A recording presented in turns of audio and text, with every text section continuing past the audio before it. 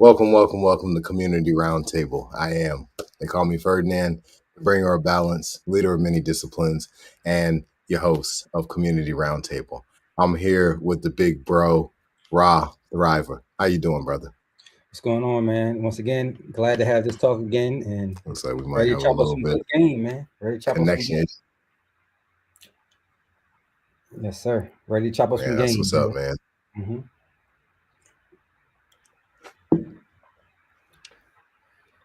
You can hear me? Say it one more time, brother. You can hear me?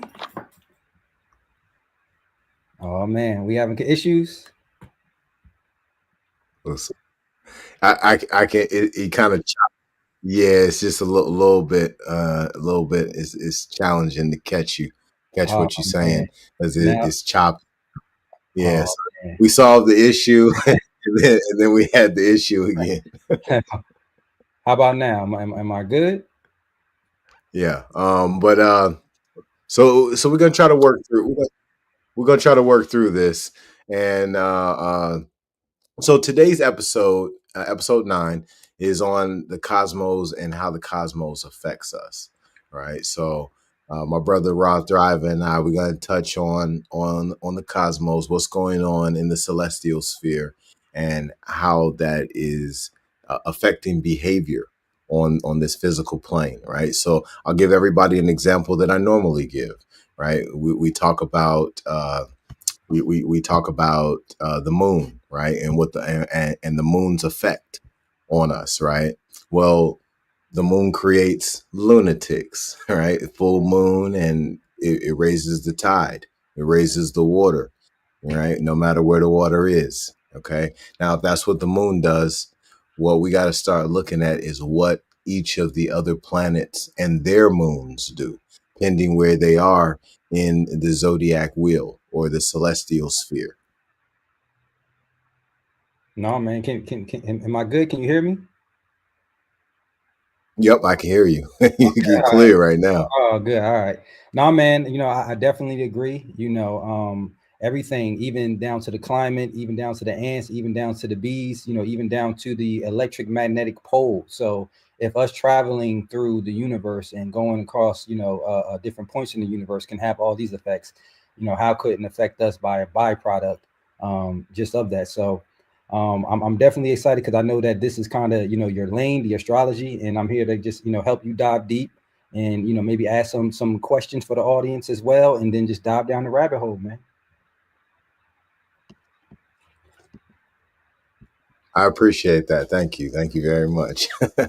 you know, uh, as we talk about the cosmos' effect on us, one of the main areas of my study right now is in the planet Uranus, right? And the planet Uranus right now, I believe it's at 26 or 27 degrees Taurus, and it might not be in retrograde anymore, but when I looked into it a week or two ago, it was in retrograde. Well, the planet Uranus is symbolic of sudden changes, revolution, rebellion, and things of that nature, right? Well, it's in Taurus right now. What is Taurus symbolic of? Taurus is symbolic of values, earth energy, femininity, right? Well, we see how the planet of sudden changes and unexpected things, we see how it's playing on our values within the feminine space. Okay. Uh-oh. Uh-oh. See what I'm saying? You see what's going on with that? Go Right? deep. So feminism, and even I would go as far as saying the LGBT movement, Mm, it has a major boost right mm, now from the planet Uranus being in Taurus, right? So that this is the time frame. Well, not just now, for the last almost 7 years, Uranus has been in Taurus, and we see so much, like the Olympics, for example. We mm. just saw the ritual with Yes. with the Greek god, and I believe it may have been trans hmm people around the Greek god with all the food and everything, and the Greek god was painted blue. mm. Like, this is Uranus energy. because you go back the last however many years, you don't see too much LGBT representation at the Mm, Olympics. mm, It's a wide event representing many nations, and there's only so many nations that have a soft spot for mm, that community, right?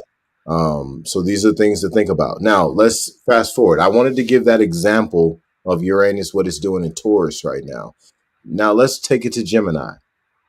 Gemini is symbolic of communications, mm, right? It- and when you take the planet of rebellion, sudden changes, unexpected things, and you put it in the realm of communications, mm, well, that's mother and son, mother and daughter, father and son, father and daughter, husband and wife, politician, LGBT versus no pronouns, mm. right? That's So, what so, this so is. It's a communication. just to add some sauce, so are you basically saying, because we have been seeing a large transition in the feminine energy being expressed in different ways, and what I know of the feminine energy, it represents upheaval, it represents the challenge of traditional norms of like the masculine particular frame that a particular time has been in, and a lot of times when we have a lot of feminine energy rising, a lot of times you see a lot of old systems being thwarted over. So are you saying that there is a connection between the cosmos and the Uranus and that energy and how it's being manifested to break certain traditional norms and on Earth? Is that what you're saying? All right. So to answer your question, this is what I'm gonna throw at you first, right? The last three times Uranus was in Gemini was during the 1940s, Mm, the 1860s, mm. and the 1770s. I see that right here. I have the note. World War II, Civil War, Revolutionary War. Mm-hmm. This is the last three times Uranus was in Gemini.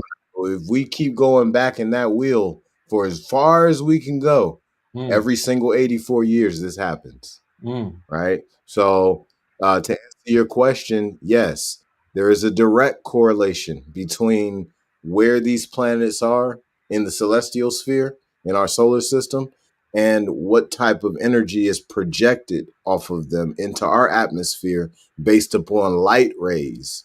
mm, And mm. that's what my theory is. Okay. You And see, I I'm got pretty my sure red there's a light, lot of, my red light going in the background. So we already have my red light on. So absolutely. yeah, right. I'm sorry. Continue, my Yeah. brother. Yeah. The rays of the sun are very powerful, as we Mm, know. So them reflecting off of planetary bodies that have a rich amount of certain types of minerals, well, that starts to create different types of energies that manifest within us, mm, right? We could go into the one electron theory and all these different types of things, but what we know at this point is there's a direct correlation. mm, And when we can go as far as saying that the quote unquote elites, this is what they're using on a regular basis to have control over people. mm. They're using the zodiac because this this Wi-Fi is acting funny today. Oh yeah. It picked an interesting day to act We funny. might still be in But retrograde. yeah, so let's touch a little bit on Uranus and Gemini. Okay. So when we look at Uranus and Gemini, Uranus goes into Gemini July 2025, comes out into and go and transits into Cancer May 2033. Okay, during this time frame, we are looking at the equivalent of a 7-year tribulation, Mm, similar to what is talked about in Revelations. In my personal opinion, we're talking about exactly what happens in Revelations. Because the death toll every single time Uranus is in Gemini is literally something close to a third of the world or more every mm, time. mm, mm. I mean, can you hear me? Yep, I can hear you. I mean, when you say that you believe it's directly tied into Revelations, I can definitely see how that, how that is, because anytime there's a upheaval, you can also see that there's some sort of resurrection, that needs to happen as well.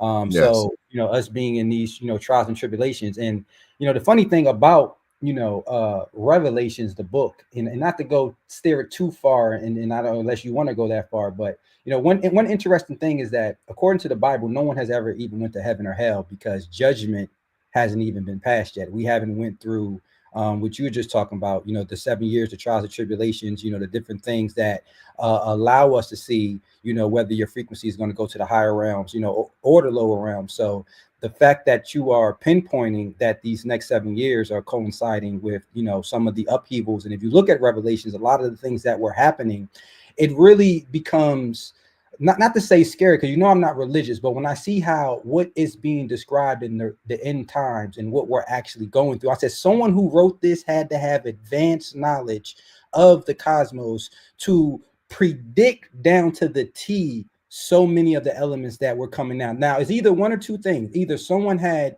the ability to predict, or the people who are in power are reading it and they're just saying, okay, let's do this next. Let's do this next. Because the similarities between the so-called good book and what's going on is absolutely uncanny. So I definitely want you to touch more on that. The revelations, these next 7 years in trial. So I'm like the audience right now, man. I'm here just to, help you, add some sauce to it and be all ears to help you go further down this rabbit hole, because I'm intrigued now for sure. Word. I appreciate that, my brother. Mm-hmm. When we talk about how in tune that certain people have been, who are being considered elite, they understand the cycles, right? So Mm, if you want to do a major attack, like if you want to do a major military strike, one of the best times to do that is when Mercury is in Libra. mm, Okay. mm, Well, that's what happened. That's when September 11th, 2026 happened. I mean, excuse me, mm, to September 11th, 2001. Excuse me, the terror attacks, 9/11. mm, mm. Mercury was in Libra, right? These are cycles, right? Each of the planets have their own cycles. We have our own internal cycles. Like we have a cycle of every 52 days, right? But then Mm, we also have a cycle of every 365 days. And we also have the different other cycles. We got cycles of 28 days. And we have a mm, 13th cycle of those 28 days, right? mm. So all of this is planetary. All of this is based upon the stars.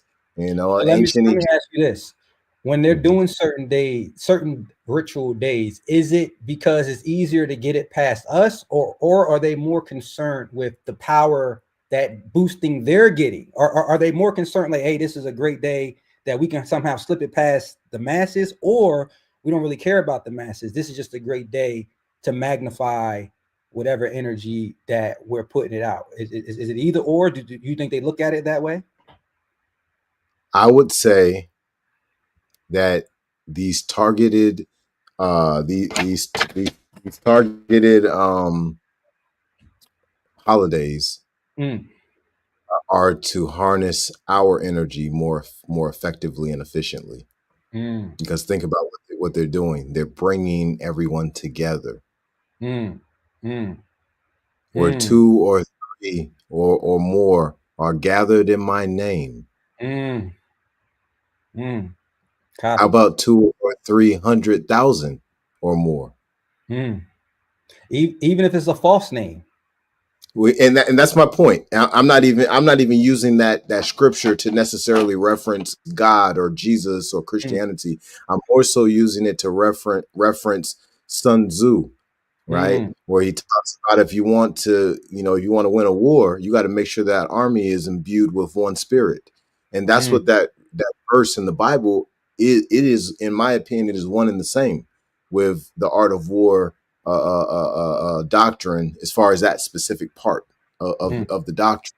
But either way, when we look at these cathedrals around the world and the ley lines that some of them sit on, when we mm, look at these different other locations where what's sitting on these ley lines, and then we look at the I shouldn't even be smiling about it, but when we look at the catacombs that's under a bunch of these locations, mm, right? These are energy centers.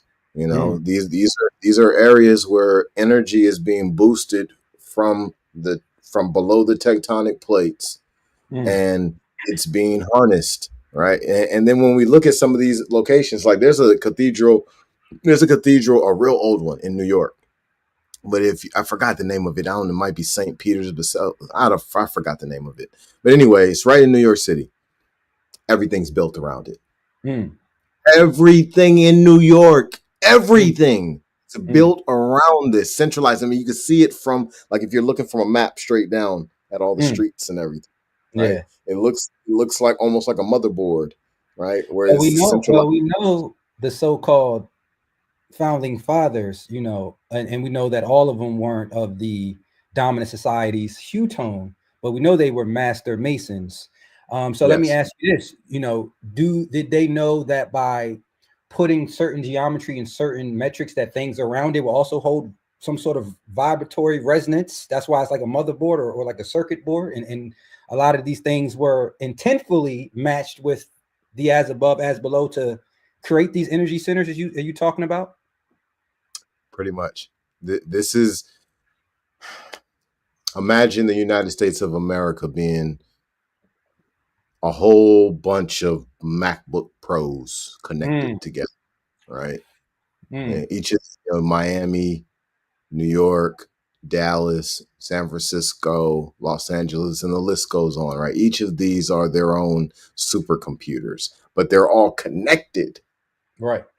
as one big supercomputer, right? Mm. And and then you got people. That's those electrical impulses that's moving through Power on the the high system. power in the system on the highways, Mm. moving, keeping the system moving, keeping the system from falling apart. So let me ask you Self-maintenance. this: do you think that as I asked you, the answers kind of answered themselves, but do you think as we move through the different celestial bodies and then the sacred geometrical layouts of the United States, you think that sort of like supercharges the people or decharge the fact that we are moving through galactic times and we are like many structured, put together like micro boards harnessing energy? And I didn't think of that to just now to ask you that, but So one of the people that I listen to, her name is Sister Myra Moss, right? Sister mm, Myra Moss is, I believe she's like 71, 72, 73 years old now. And I call her the Oracle, right? mm. And she is a master at symbolism, a master at the zodiac. And one of the things that she said is, say your question one more time. My question was, do you think that since they understood astrology and we see that a lot of the earth is based off some sort of sacred geometry or, alignment, do you think as we move through the different planetary systems that makes it have even more of effect because the United States is strategically made? Yeah. Yes, it does, right? So, and that's why I brought up Sister Myra Moss, because I had lost the thought for a second, but I'm glad you said something. She talks about August 11th, 1999. Mm, She said on August 11th, 1999, and I went and verified this for myself. I went and looked at the charts. We have a fixed cross on that day. Okay. mm, And this is the planetary bodies creating what's called oppositions, right? Well, if you have at least four planetary bodies, and they are 180 degrees apart or near it, mm, then, you in the fixed cross, right? So the fixed cross is Taurus opposite Scorpio, and Aquarius opposite Leo, right? So right. on August 11th, 1999, this took place. That was the start of the Mm, breaking of that 400-year curse. mm, That was mm, the boost. That was the mm, start of the boost. mm, mm, August 11th, 1999, according to Sister Myra Moss. right. However, like I said, I went and looked at the chart myself to see, yes, we had a fixed cross on that date. And Mm, and then that kind of gave me a little bit of insight on why maybe Y2K took place. mm, Why all these different situations that happened along the last 25 years that had just been major blockers, right. blocking type stuff. Obviously, we got, the pandemic and all of that went down, right? But each of these situations, I went and looked at the chart for the pandemic as well. We're, Mm, we're looking at real live energy blockers that's happening, while also the zodiac being used to boost certain individuals' energy or certain groups of people's energy to be Mm, harnessed. mm, mm, got you. Sort of like the BLM movement. So yeah, man, it's yeah, it's deep, bro. It's real deep. Yeah, can you hear me? I think you the Wi-Fi went a little. I heard everything you said Yeah, though. I, You can. I can hear Oh, you now. but I was saying that Okay, when you cool, talk about cool.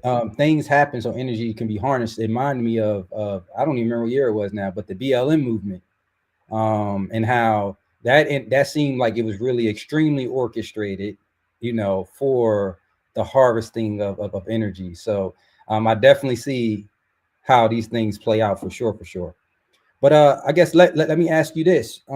Since we're headed into 2025 and we're headed into Gemini, can you tell us a little bit about Gemini and what it represents on its own? And then tell us a little bit about what it means for Uranus to kind of enter into Gemini? Absolutely. So I'm gonna go to some of my reference material here.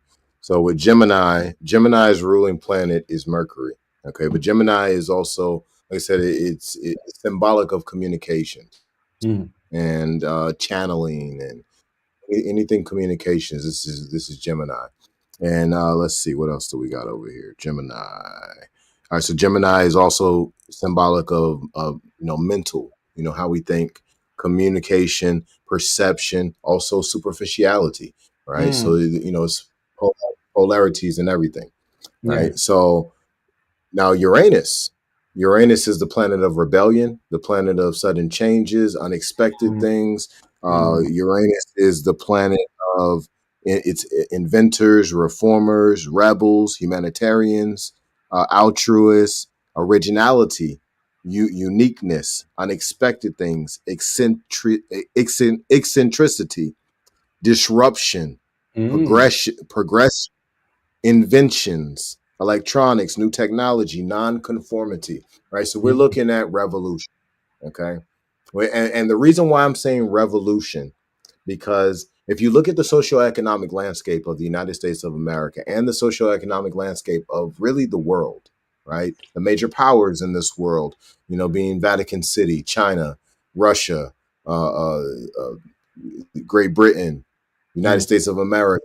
You start looking at all of these different players and seeing how things is playing out, and the world is looking very vulnerable right now, while mm, also looking very frustrated and angry right now.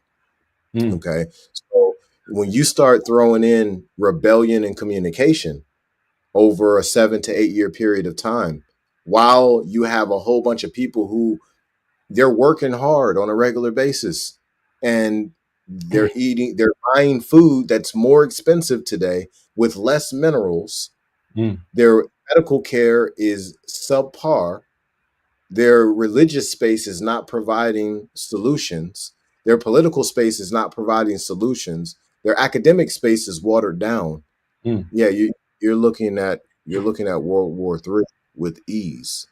And another thing you tell me, you say communication. I also look at money as a form of communication. So we're seeing a lot of rebellion in how people are choosing to communicate how they spend their money, how they save their money. So now we're seeing, the crypto markets going wild. When you say it has a lot to do with mental, and then when you talk about mental of the Gemini, and then you talk about the rebellion of the actual Uranus, so now you're talking about religion and other typical structures now, that the mind is what I feel like Age of Aquarius is rebelling against these thoughts, rebelling against pushing back and innovating, which is innovation is nothing but laying down new foundations on old foundations, which is allowing even like us having this conversation, when we see the Billy Carsons and the Terrence Howards of the world, even the Terrence Howard, that's a complete timeline, a slip to where this man this whole time was hiding from us allegedly. I think we just went into another timeline where Terrence Howard is a daggone a scientific mathematical genius somehow.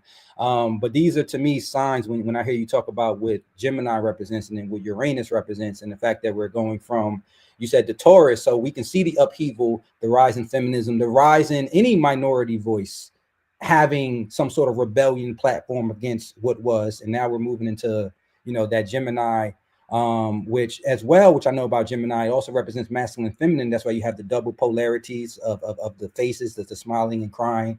It represents the left brain and right brain. So when you add rebellion to these areas, I see how even the new systems, like you say, World War III.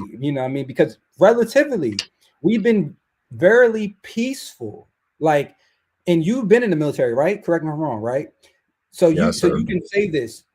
We have been relatively peaceful throughout the humanity, meaning that most American men have not had to worry about going to real war or go to an invasion or have these things happen. So we've had a period of time of relatively high levels of peace for the planet.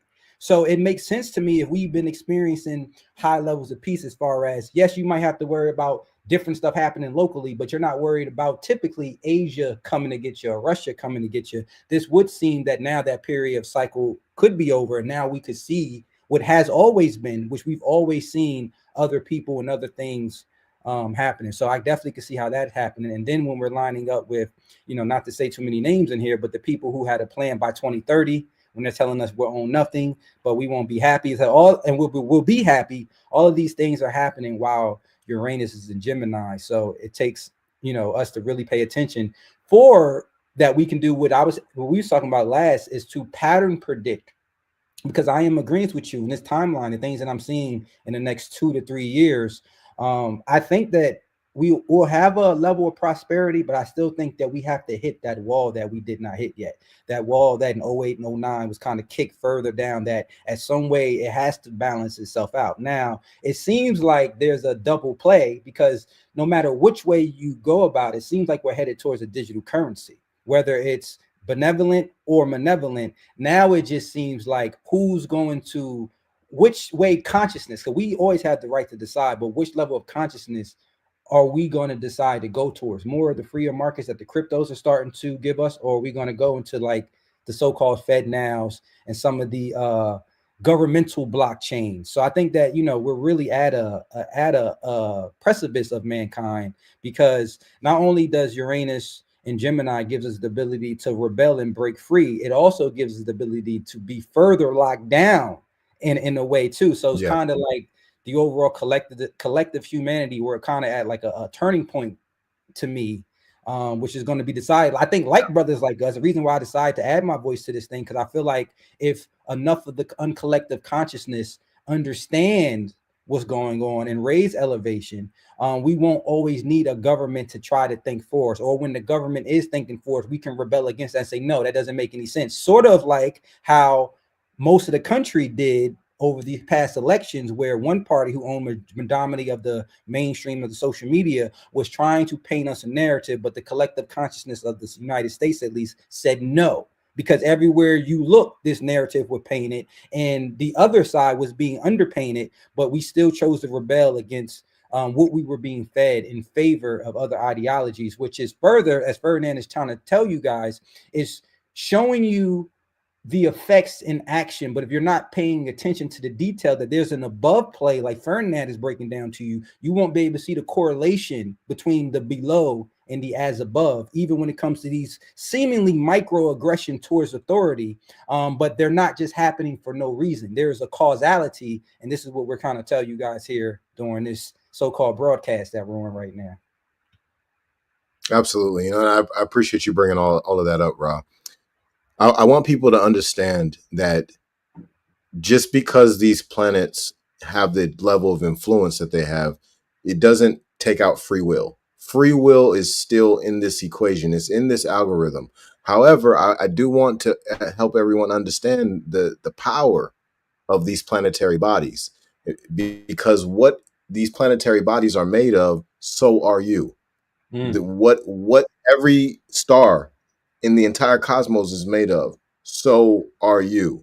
You have universes within you, and all of them are tied together by cords, right? So we're consistently being affected by whatever's going on in any part of the universe that you could think of, right? But especially inside of this solar system, right? So, we were talking about the financial changes that happen when Uranus is in Gemini, and I wanted to put some literature up on the screen so people could see, Mm. and I'm glad Ra touched on the possibility of crypto being the primary exchange currency in the future, and I can easily see that as well, because right now, if we don't have it that way, then the currency has to have some type of management.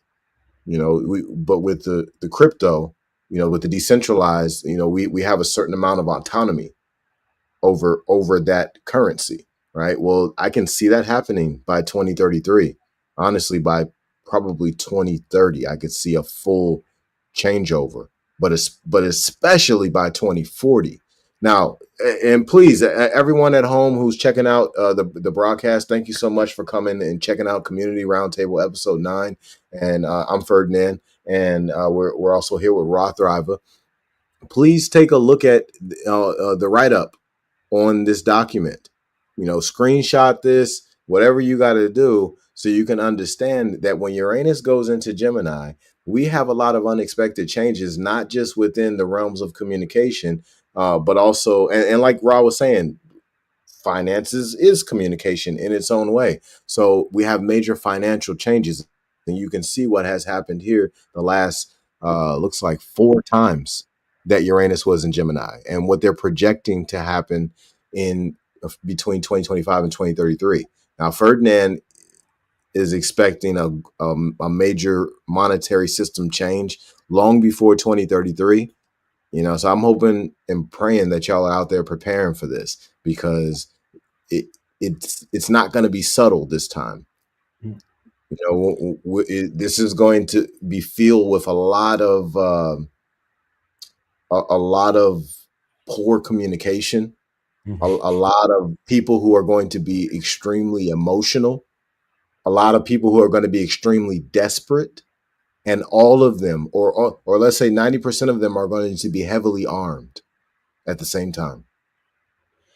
Yep. And just to add some relish on this is because, unlike the beautiful graph that you just showed, we've never had a period of time where all these things are converging on once. When you have world war, when you have major, Trump being elected, that's a significant event in American politics. You have robotics right around the corner. They're already marketing commercial robotics for the home. What do you think that they're showing to the factory owners and the men of industry? They're showing it to us. They've been showing it to them, and they've been made their arrangement for their workers to come in. You have AI on the soft side, on the digital soft side, that's converging in at the same time. So we're going to have to have a complete reimagine of the monetary system, because even the work industry, and that's the thing that you just said, and it reminds me of, we're up here like Noah building the ark, and we're trying to tell people that there's a flood coming. And just like in the Bible, there were people partying all the way up into the flood. They had no idea. They couldn't conceive. They thought the way that life has been lived is going to be continue to live. And I keep telling people, if you have plans, say like if you have a plan 2 years ago that you made for 10 years, you might well just throw that plan away. Because in 5 years, it's going to be null and void. It's going to be, 5 to 7 years, it's not going to be none valid. Every plan that you have under this new economy, once blockchain kicks in, once the metaverse, the VR, the AR, they're clearly showing you the pattern on the wall where they want to send us, because it's the only place to send us. Because what happens when outside doesn't have any more opportunities to you, because the robots are doing it more efficiently and more effective? Where are you going to go? Now some of us like Ferdinand and I, who love being out in the middle of the woods, frolicking, and doing our thing, which doesn't require as much stimulation from the external world as most. But a lot of us who require certain things, you require a job to value you, you require a position to make you who you are, you require these external things. Yes. You're going to have a challenge, because over these next few years, while Uranus is in Gemini, so much is going to change to where your old life will be unrecognizable. Just how now we're old enough to remember where, these things, my phone is kind of beat up. I wear mine so the wheels fall off, but where these things are so a part of our lives. And I grew up where I had to use MapQuest and type out the instructions to go. And it snuck so easily and so fast that that life was almost like I don't even remember that life. Sometimes I have conversations, I forget that I had to do these things. So the same thing is going to happen when we go out and we see that there's no more steering wheels on cars and we're all auto driving. And then you go to, even out here in Dallas, we have the McDonald's right up the street. That's 100%. That's 100% automated. So in less than 2 or 3 years, Ferdinand, we're going to say like, yo, Ra, I was out walking around. I saw 3 or 4 robots today. And then in 7 and 10 years, they're already saying that there's going to be more robots than humans. So I don't think that we understand how revolutionary these next couple years is going to be, and how we've never had a perfect storm with all of these things converging at one time and look like that they're all going to hit at one time, which that whole restructuring and the world government, all these things that we thought we would never see, it's going to come a time very soon where everything has to be reshuffled, and these are things that's going to be put on the table. And if we don't reject them with our collective consciousness, then we do what we did in 2020 and just say, yes, sir, take my arm and jab me. It's ridiculous. Well, the one world government that you're talking about, that happened in the 1770s, 3 times ago when Uranus was in Gemini, right? And the proof of what I'm talking about, it's written on the back of the $1 bill in Latin. I wish I had a $1 bill. I had Literally, $2. you can pull this up on Google and back of the $1 bill, Latin to English or whatever, right? And I guarantee you, it says I'm in favor of New World Order or whatever. But anyway, the whole rise of the Antichrist and all that kind of stuff that happened hundreds of years ago, and the vast majority of people, they don't know it, and that makes sense because of the. Well, go ahead. I'm sorry. Yeah, because of the wiping of society that they did. The cleansing, like 100 to 150 years ago. So many of these energy center buildings, got rid of them. The different ways of different ways of it's escaping me right now. The science of building a building, architecture. It happens. Architecture, they stopped allowing people to build buildings this way. The early 1900s, they didn't necessarily get rid of a lot of books, but they started a censorship that went to a whole nother level in the early 1900s. So there was a certain wiping of society that they did, where so many people don't know the old ways. Like if I was to show them a couple of the maps that I found on the Library of Congress, they'd be looking at me like, yo, why are you showing me a map that's upside down? But they're not realizing that based on the cartographer who created that map, they weren't looking at the world upside down. This is the wiping of the old ways that I'm talking about. Like it's going to sound like to you, I know you're with me, right? But if I'm talking to like Pookie down the street is going to be like, yo, what are you talking about? He's showing me this upside down map, and man, this guy don't even know what he's doing. Like, he's making upside down maps, not realizing everybody in the world who knew anything about the world outside of their neighborhood or their province or whatever, they looked at the world the exact same way. Right? So it starts to alter what the East is, the North, the South, the West. It starts to alter what lands are in those locations. Okay? Now, anyway, that's a little rabbit hole. We can go down that one another time. But one thing I've heard I was gonna say, one thing I've heard you talk about when it comes to Uranus and Gemini, and this is something that I've been able to deduce just from my pattern recognition of this timeline where we're headed. And I see that there's going to be some sort of cataclysmic to where if you don't have your own food, land, resources, not forever, because I think these people love way too much money to keep us down forever. They're going to keep us away to where we can buy all this new electronics come out. But while we have this transition, like you said, it's not even if there's going to be a banking transition. It's history repeats of it is going to be one. And I deduce in this transition, we might have a 24 to 36 month where it's going to be very hard financially, as we have this shift.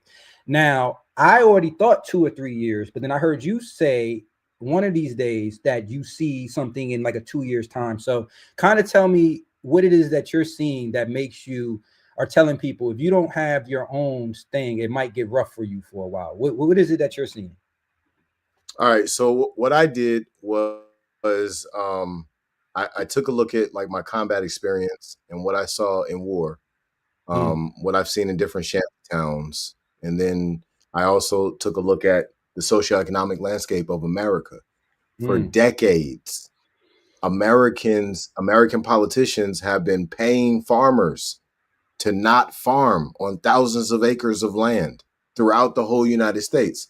All right. Well, if you poison the land and you don't teach the farmers to farm, now you don't have enough people who understand all the tricks like they great granddaddy did. He knew everything about the weather. He knew everything about the soil, even though he didn't know shit about minerals and stuff like that. He knew everything about minerals in that right. soil.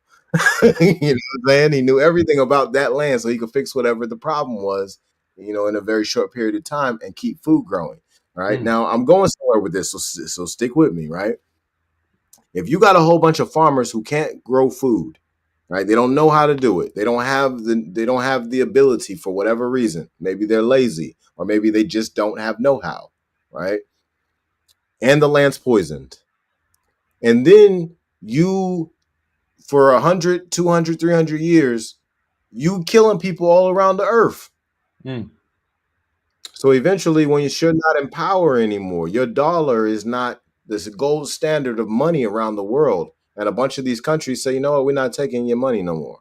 mm, Or we all stand together to devalue it so much that now it takes like $15 to buy something that was 50 cents. right. Well, if all of that happens simultaneously with what I'm talking about, and it's not if all of that happens, that all of that has already happened, not necessarily the financial part yet. We haven't Right. seen the dollar devalue that much, but if the dollar is devalued anything close to that, well, now we're going to have a major food shortage Mm, because our money ain't worth anything, and so we're not able to keep buying our food from all these countries. We got so many countries that are sending food here. You know what I'm saying? Like that we buy food, we import the food from so many different places. Well, if our dollar ain't worth anything and we can't import all this food, now the people aren't being able to be fed. And even if we tried to do a jump start of farmers in, mm, in, in this land, well, what happens? They probably have a whole bunch of major screw ups because they haven't been growing food mm, for a long time. So yes, we're mm, looking at we're looking at a famine. Now, how does Ferdinand come to these conclusions of famine and war and all of this and Uranus and Gemini? Now, I'm gonna tell you how I did it. Okay, I got a book over here called an ephemeris. mm, Okay, I got mm, I got an ephemeris here. Okay, on July 4th, 2026, we've got a conjunction of Uranus and Mars in Gemini. Well, Mars is aggression and war, right? mm, Uranus is rebellion and revolution. Right? You mm, have them boop, in a mm, in a in an alignment mm, in Gemini, which is about communications. Okay, this is in my personal opinion, based on my interpretation. This is the kickoff of war. I'm not saying that we'll have full blown nuclear, nothing like that. But I am right. saying that whatever needs to happen to start a war, it's gonna. If it hasn't already happened, it's happening during that time frame. Okay, And one thing I this is July 4th, 2020. Go ahead. now, and one thing I'll add is that you showed how when this time was in other times, the Uranus and Gemini, how there always was a major banking change. There's never a major banking change unless there's a war first. Yeah, there's never a major banking change, and I've researched that just by studying our, foundation of Black American history. There's never a banking change without, and then whoever is in control of the banking change are the ones who are typically financing both sides of the aggressions to produce a war, to produce a banking change. And that has also happened in all those periods of time. When you go back, you can see that a war was either right there or followed shortly after any sort of major banking change because they go hand in hand. They go hand in hand.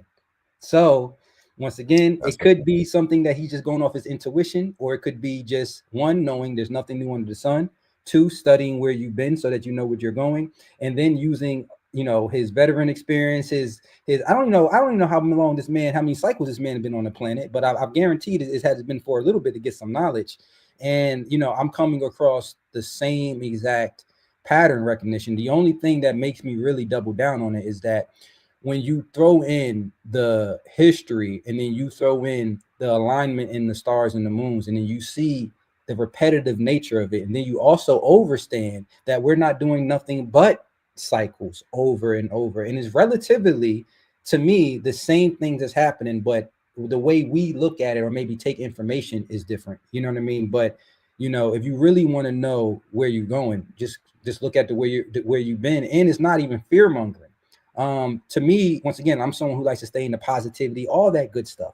But when 2020 happened and we was on lockdown, that made me say, you know what, I need to stop doing a little bit more meditating and a little bit more studying and in action, because all my positive energy and meditation still didn't absolve me from the fact that I went to the grocery store several times on several occasions and there was no food in the stores at all.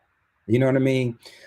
So it made me just want to understand what is actually going on and what is happening. And even though I do believe in the mind and the power and the power to create, there's something happening where the universe likes doing repetitiveness, is likes doing cycles, and it likes doing it over and over again, watching it from different perspectives. So I think this information that he's sharing, that we're sharing right now, isn't just us up here talking. It definitely is a warning, to say that here's what happened before, here are the patterns that led up to that, and we're just so happen to be on the exact trajectory now. So once again, do you want to play with fire or so-called ignorance, or do you rather just be on the safer side and just follow the patterns and then just follow what's already written? And I'll pass it back over to you, my brother. Man, for a long time, we've been taught in American society that this wheel that I have on the screen right now, this Mm, zodiac wheel, was witchcraft, that it mm, that it was esoteric and occult, and it was something that we shouldn't touch. But mm, with this wheel, I can explain the last pole shift that we had. With this wheel, I can explain when the Giza Plateau was built. With this wheel, I can explain the life of Yeshua. With mm, this wheel, I can explain when certain bloodlines on this earth won't be here anymore. mm, This wheel right here gives us the ability to harness the power of time. And this mm. is the reason why they don't want anybody, or they don't want, let's say, us to Right. know this information, because this information makes you free. Mm, When mm. you think about these families that you were just talking about who finance both sides of wars after they found a way to help create the war, um, let's just keep it real, right? And I ain't gonna say their names, but Yeah, who we I'm just talking started. We about, need the channel. We need the channel to keep going. We just right? But with these individuals, how could you become this rich, that you're so rich and wealthy that your name never makes it on the Fortune 50 or the Fortune 500? That's how wealthy that you are. The people that's on that list, you more than likely can take all of them up, roll them up in a blunt and smoke them, because it's like couch change in your couch. You have mountains named after you in Antarctica, a place where the rest of us who are not like state level leaders signing off on our teams going down there, we can't go down there. right, We can't get past a certain parallel line, but you have a mountain named after you down there. right. And just for everybody who wants to know the name of the mountain, it rhymes with moth smiled.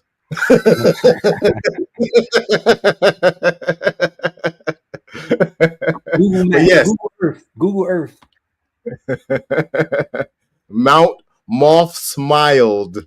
It rhymes with that. But anyway, um, we're in the age of Aquarius, right? So this wheel can be used in a few different ways, right? We got to make sure that we all understand that. We got the way that we use this wheel that works in a 365-day span. Then we've got the way this wheel works in a 26,000-year span, or more accurately, 25,920 years. Okay, and that's based on polar precession.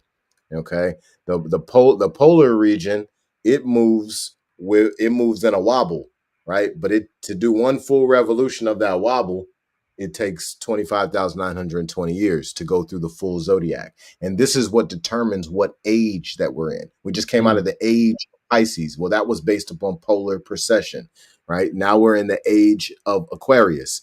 Now keep in mind that normally, right, if it's a new year, right, we come into a new year of 365 days.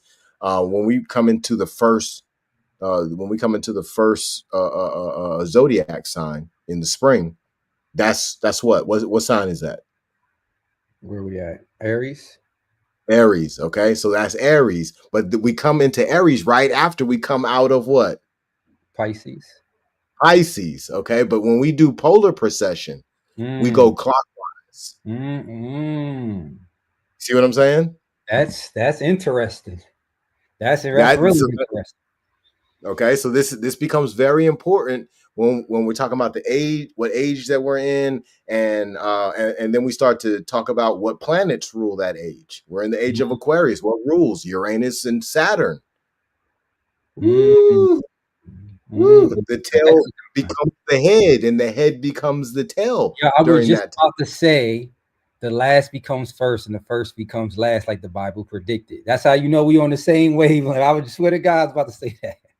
And when you bring up the Bible, I'm glad you brought up the Bible in connection to this, because the Bible often talks about the Father, right? The Bible often talks about the Lord, right? Well, who's the Lord? Who's the Father? Who's this Father that's coming back one day, right? The Bible is talking about Saturn, the Lord of Karma, the father of all the planets of the seven, guys. Because keep in mind, if we're talking about Christianity or we're talking about the early religions, doesn't matter which one of them it is. If you go and look at some Netflix shows of these early Europeans practicing whatever religion, they're always talking about praying to the seven, thankful to the seven, right? Well, who are they talking about? They're talking about Saturn, Sun, Moon, Mercury, Venus, Mars, Jupiter. That's what they're talking about. That's what those seven are. The seven inner planets within astrology. Now, a lot of people who are listening, they'll probably be like, I don't know, Ferdinand. I'm about to lock it in for you right now. When the early Greeks, after they came out of Egypt with their lessons, they established medical schools in Greece. And Raw, guess what? For the first year or two of medical school, guess what you had to master before you could do anything with a cadaver? What's that, my brother? The Elements. zodiac.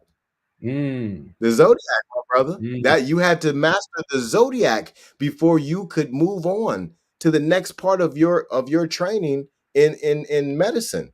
This is what the early Greeks put in place from the beginning. We're talking about Hippocrates and the Ptolemies and all of these different guys, right? Herodotus and even whatchamacallit went through one of these schools.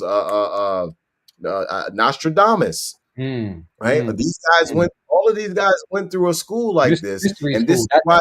That's why it's supposed to be that elementary school, because we were all supposed to go to mystery school, but they put us in school and just messed the game up. So even high school, middle school, these were all variations of the fine arts from the olden days. They just took out all the fine arts and just left us with the basic rudiment of chemistry and shapes. And we're supposed to vowels, because you know all of these are the things of the magician.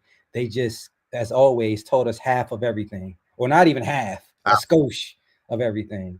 Yeah. Absolutely, 100%. And that, see, when you have this wheel, you can explain everything about your life with this wheel.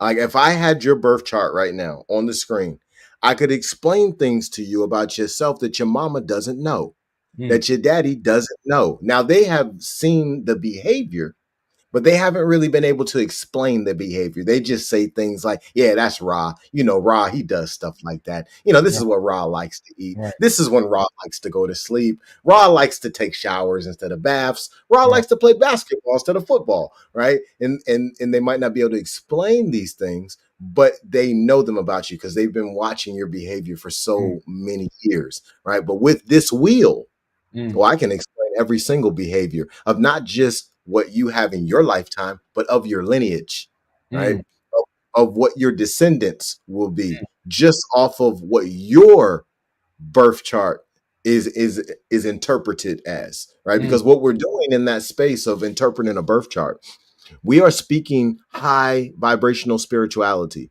because we're speaking in symbolism, which is the language of mm. spirituality. The But we are language. speaking in symbolism about where the planetary bodies were at the time of your birth, Mm, which had a heavy, heavy influence at the one time in your life where you had almost no resistance whatsoever. mm, You mm. see what I'm saying? Think about all No. the days, these days, even with you being an open soul and you being a sponge, and wanting to learn. Think about how many days where you still have resistance. Right. As a baby, fresh out the womb, there's no resistance at all.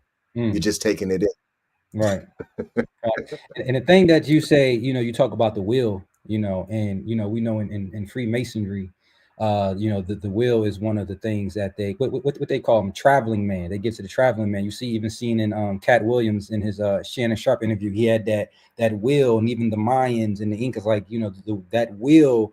And since the ancients of time, they've been trying to tell us how these simple things is encapsulating, our entire journey. And as you said earlier, most time people see time as something linear, but time is really, it's a loop and it's a recursive, and it just has certain cycles.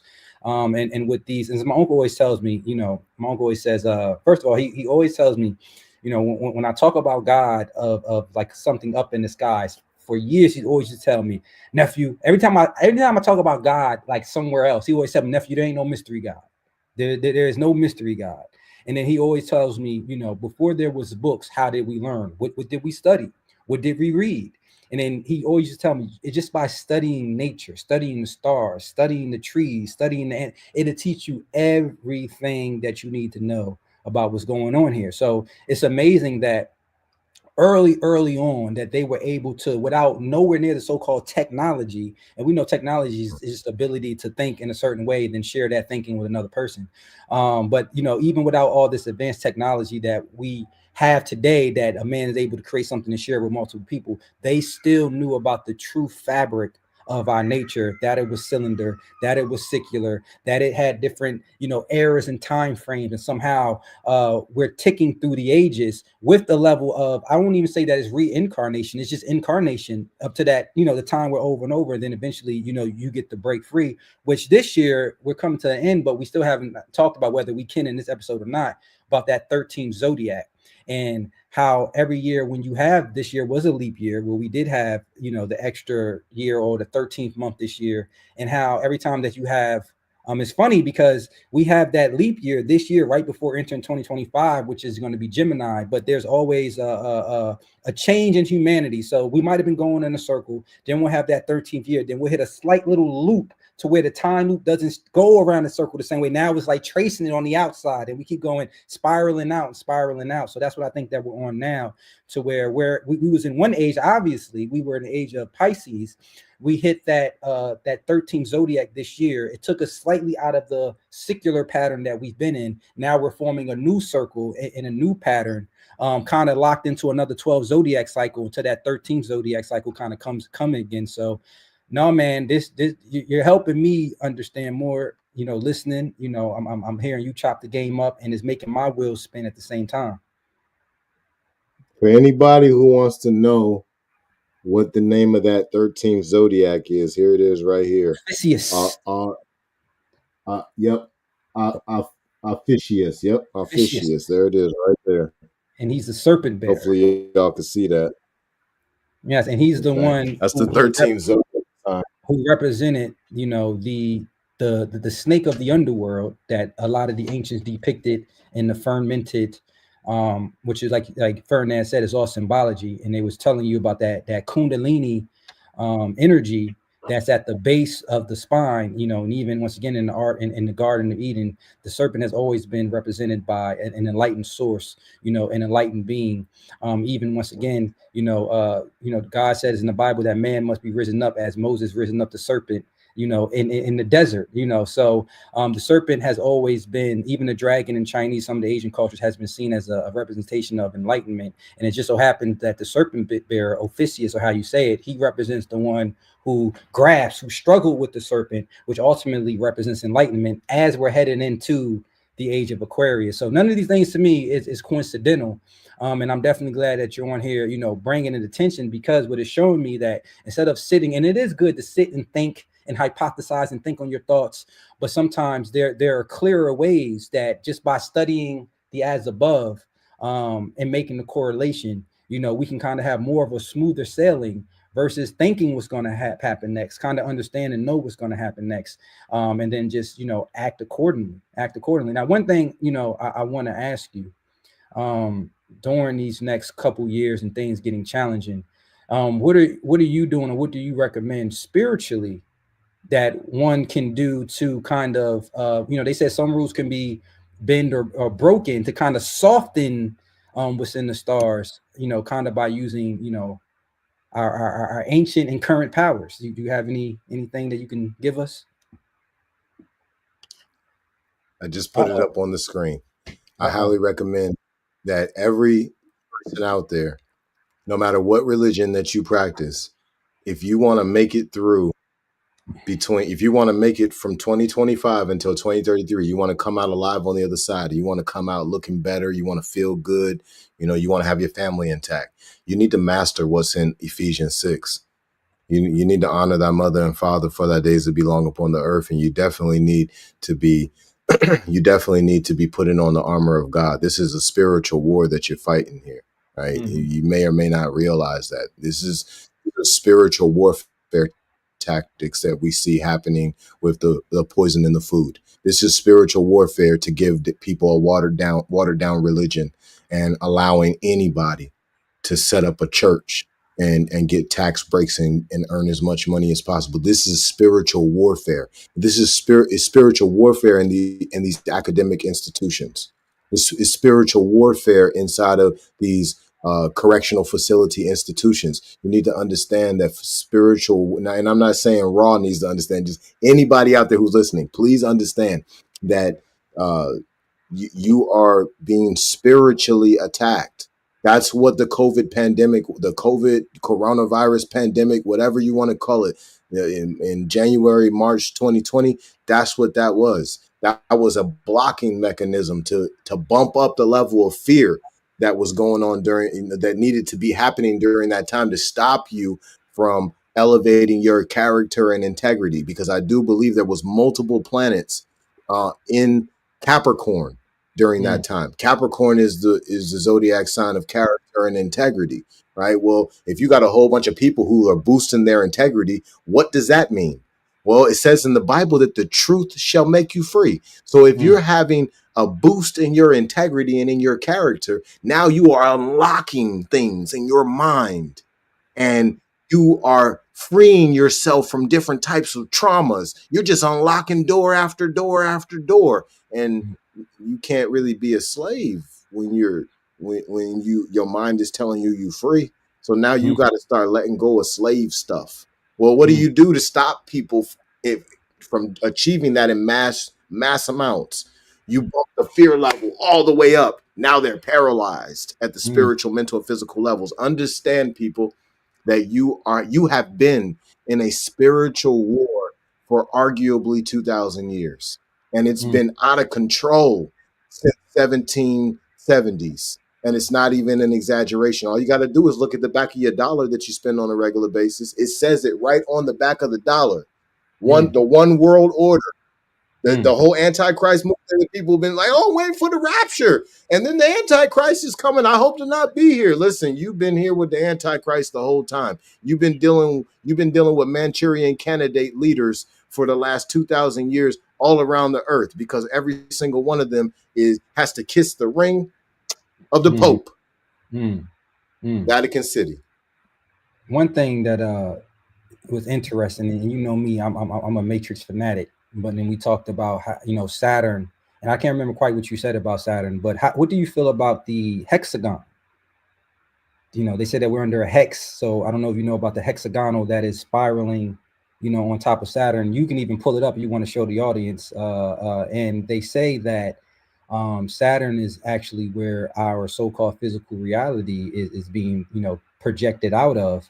And the fact that it seems like Saturn is going to be, a big player in these next upcoming, several years. Is there any connection to even us so-called piercing through the matrix and this so-called world being controlled? Remember, even the Bible said this is the age of Satan, Saturn's day. So I don't look at that as necessarily a negative thing when it said that. I think it was just truth telling when it tells us that this age is being ruled by Saturn. Guys, let me jump in. Yeah, guys, it's all you. Double Dutch. I got to get there. So, all right. So, what happened with Saturn is this: they've turned Saturn around to make Saturn look a certain kind of way. Mm-hmm. Anybody who wants to really understand the power of Saturn with the Europeans, all you got to do is go and look up a festival called Saturnalia.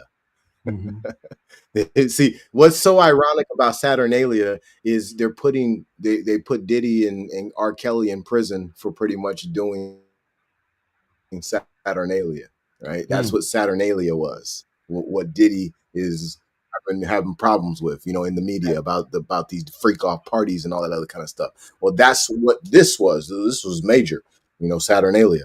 So anyway, Saturn is symbolic of justice, right?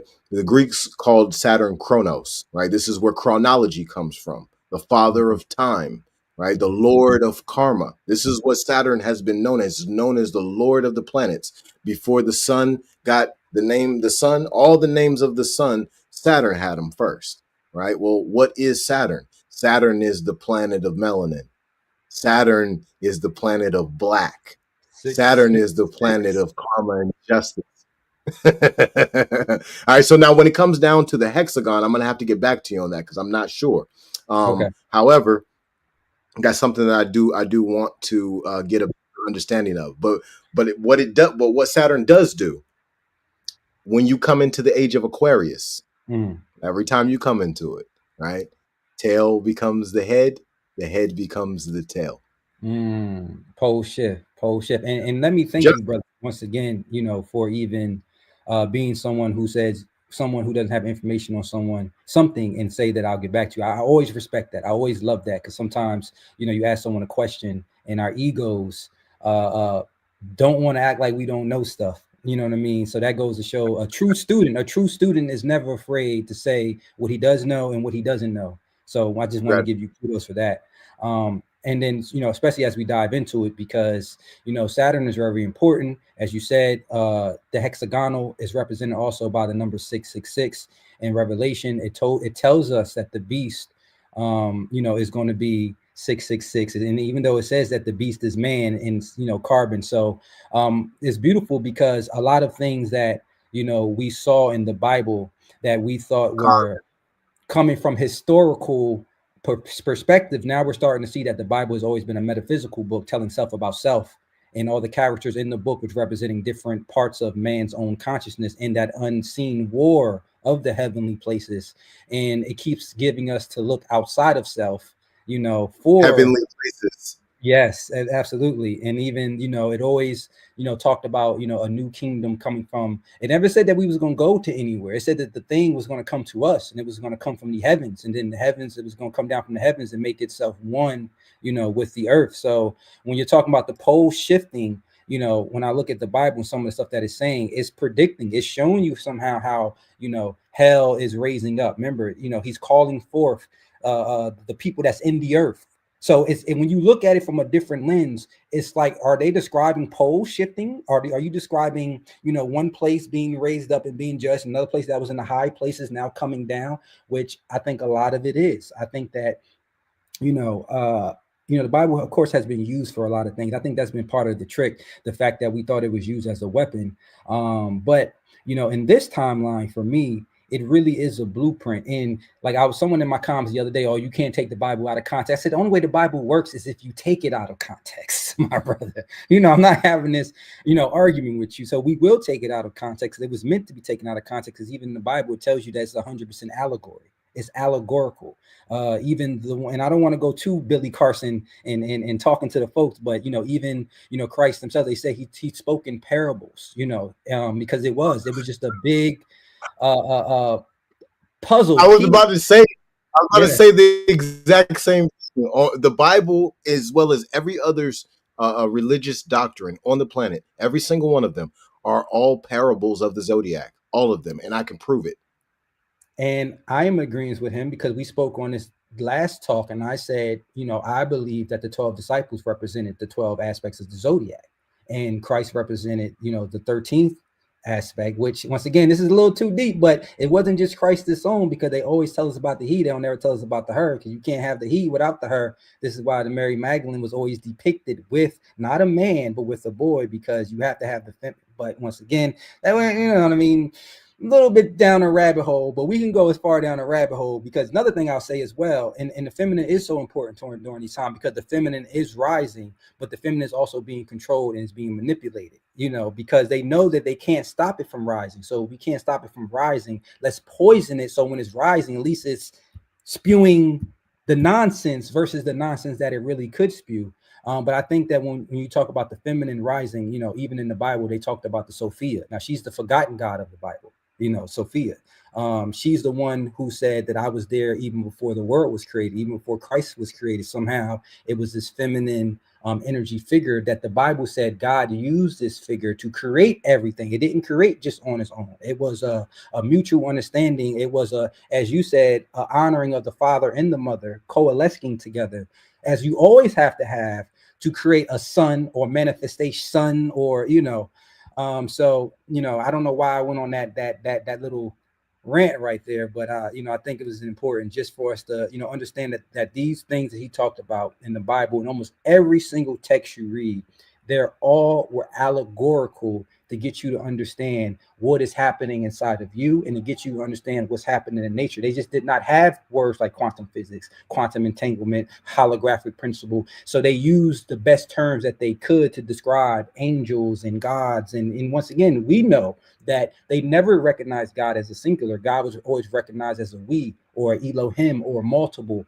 or plural. So yeah, but we're on the same accord when it comes to breaking down these religious texts using astrology, which once again, you can't even read the Bible unless you're talking about astrology. The book of Numbers is nothing but astrology, math, and numbers, coordinations and dates, trying to tell you how to actually do stuff, how to build stuff, how to predict stuff. So no, we're right on the same level, brother. And I'm definitely enjoying, this call in your knowledge. So whatever way you want to take it next, man, I'm down. We've been on here for an Gratitude, hour. gratitude. Well, let's touch a couple more things, and then we'll go ahead and close it down. All right, so describe, right? Describe. The root of that word would be scribe. So we got a Mm, lot of different types of scribes, right? We got mathematical scribes. We got scribes that we could look at them as sculptors, mm, right? We got scribes who use paint, scribes who use the quill, scribes who use the chisel. mm. Like we got different types of scribes, right? So what were they all doing? They were the best of them were hiding messages in what they created, right? So you see where I'm going now, right? So you look at these religious texts, right? They were writing code into them, right? They were writing different things, and they were doing it by using numbers, using various types of animals, using colors, all these different symbols gives you what you need to figure out what they're really talking about. So let's go to Revelation, for example, right? In Revelations, it talks about four horsemen. Okay, Oh so boy. earlier in So the you trying to take the conversation of 2 more hours now? earlier in the Hold the conversation, pale you horse. earlier in the conversation, you were asking me about. you were asking me about astrotheological references Mm, to Uranus and Gemini. mm, Well, I use the four horsemen of the apocalypse, and I say, you know what? Let me just go to Google and see what is the symbolism of the four horsemen of the apocalypse. And it told me right at the top of the page, right? So it says that for the white horseman, which mm, represents conquest, mm, that that is symbolic of Jupiter entering Sagittarius. mm. Okay. Now, when we know this, all we've got to do is go and look at the wheel. Right. I'm gonna put it back on the stage. All we got to do is go look at the wheel, and then we say, all right, well, where is Jupiter right now? I think Jupiter right now is in Taurus or Gemini, right? Well, it takes about a year for for each sign for Jupiter to go through it. It takes 12 years for Jupiter to make one full revolution. So if it's in Taurus or Gemini, then we're looking at it being, in Sagittarius in about 6 years. So Right. 20 is when it'll be in Sagittarius. This is the interpretation that I'm getting on when that white horseman fully takes place, Mm, conquest. mm, Now, the mm, next horseman is the red horseman. The red horseman represents war. mm, Okay. Now, the red horseman is also symbolic of Mars I believe it's Mars in Virgo. mm, Okay. So, yes, yeah, Mars in Virgo. Okay. Now, Mars goes into Virgo November 26th, 2026. mm, Okay. Now that is the symbol or the interpretation of when full blown war will take place. Well, based on what I had explained long before I used the zodiac to explain all of this, long mm, before I even looked into the four horsemen, I was already projecting by the end of 2026 we'd be in full blown war, because mm. I was telling you a while ago about the July 4th, 2026 alignment of Mars and Uranus in Gemini. Right. Right, so it's a lot of explosive rebellion and communication. Now, we've got the black horseman, which represents famine. Okay, and the black horseman is symbolic of Mercury in Libra. Mm, Now, keep in mind, I told you that Mercury was in Libra during 9/11. mm.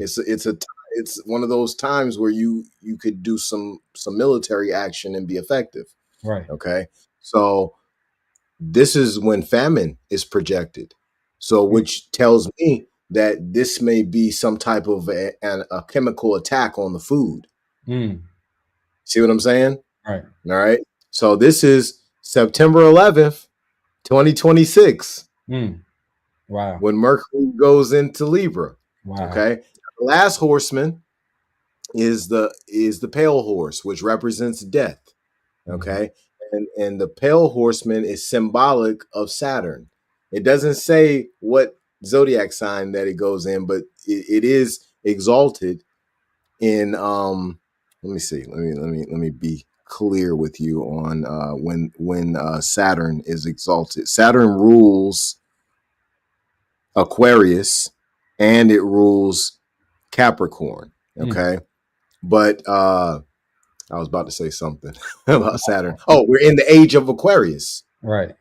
Saturn's ruling 2,160 years, Right. right? But at the same time, uh, uh, it's going to rule the next age as well, Capricorn. So we got about 4,000 years that Saturn is about to rule. The ancient bloodlines are And it's crazy because we think that the Bible was talking about something of the past when realistically it sounded like it was talking about something that has yet to happen yet, predictive, because even for it to say this is the age no, no. It's talking about stuff that keeps happening over and over over and and over over. again. There you go. Yeah. There you go. Right. Because and there's nothing new under the sun. Absolutely appreciate the correction. Because it talks about how this age that we're in or heading towards, or where it was trying to keep them from, it says explicitly that it's the age of Saturn or the age of Satan. But we now know that these weren't nothing to be afraid of or bad of, and not to take it a little bit too far, because we also understand that the Yahweh of the Older Testament actually could have been the more adversarial God versus the one that he was accusing, the projecting that he's actually, the negative one. So when It's very he's making similar to the story of Inky and Enlil. exactly in the Sumerian text, damn near to the T. So, when we start to see that, um, that this age that we're going into is actually being controlled by the Saturn. And then we even see the Bible with certain correlations saying that we're in the age of Satan. To me, I'm like, okay, now it's becoming predictive, especially when you're able to remove all of your fear while reading it. And you're just like reading it, just seeing what clues is there. And you're not Right. thinking like a big dude with a red pitchfork. Oh my God. And you know astrology, and you know that Satan is really, if you want to go down from it, I've traced them all the way to Anubis of the ancient Egyptian, demonized throughout our hierarchies of transformed into the so-called Satan, the Saturn. So when one thing, just to speak on this, is one thing that Christianity did a good job of, it was to take all the ancient gods of old and demonize them. You know what I mean?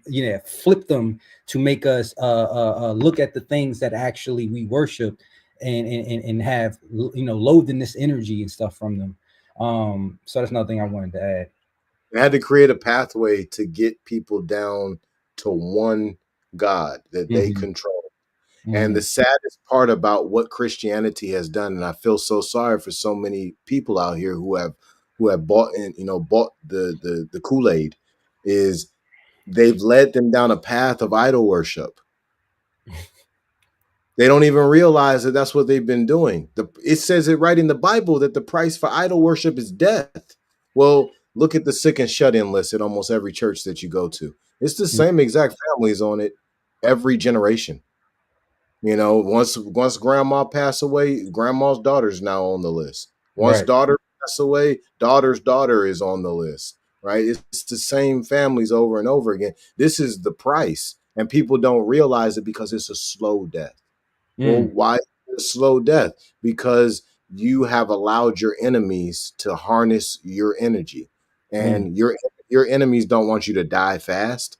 They want No. to capitalize on what you can bring to them because they know how valuable that your consciousness Right. is, your Right. ability to carry out what your consciousness can create. Oh yeah, Right. they gonna get that. I need that. Let me get all of that for 40 straight years. Right. Facts. Nah, man. This and my whole thing is too is not even just with Christianity, it's with Islam, it's with and not to piggyback off some of the other creators' talking points, but when you really look at it and then you see that Religion, period. these people are going hard body. Yeah. And I used to not be afraid. I used to be kind of not afraid to stand on this, but I used to not stand on it hard. But now I'm just like this. I can't continue to participate in you guys' mythology. You know what I mean? So people are going hard body for mythos and allegory, and creating laws that prejudice against other people who don't believe in the faith based off people who liken to Hermes or Athena or Apollo or Hercules. I see no difference. Like when I read mythos and when I read the up and current religion, I know they're the same thing. It just seems like it's I understand how brainwashing works. But at this age that we are, but luckily I know it's going to transition as the age of Aquarius, because man is going to continue to keep on creating more and more things that's going to directly conflict with religion and with the stories that's in the religion. But the whole world is right now is being created because they keep telling us that God is outside of us. And if I tell you that God is inside of you, and guess what, you don't need a mediator to him, people won't believe me. They have this insatiable need to put their savior outside of themselves, and I think that's when it becomes dangerous. Yeah, yeah, you got a great point, man. And it's unfortunate that this is the way that it. I'm trying to make this bigger. But the Let's see. beautiful part, if it wasn't, we wouldn't have no job, huh? We wouldn't. Somebody got to speak truth to power. Yeah, speaking the truth, definitely, it does open up opportunities for us. But before I dive into that, since we touched on, since I was touching on idol worship, Mm. I, everybody out there who's listening, send this whole recording, send this whole live video to your pastor. Send it to your sheik, to your temple leader, send it to your clergy leader, because this is going to play out if it isn't already playing out. Ezekiel 13.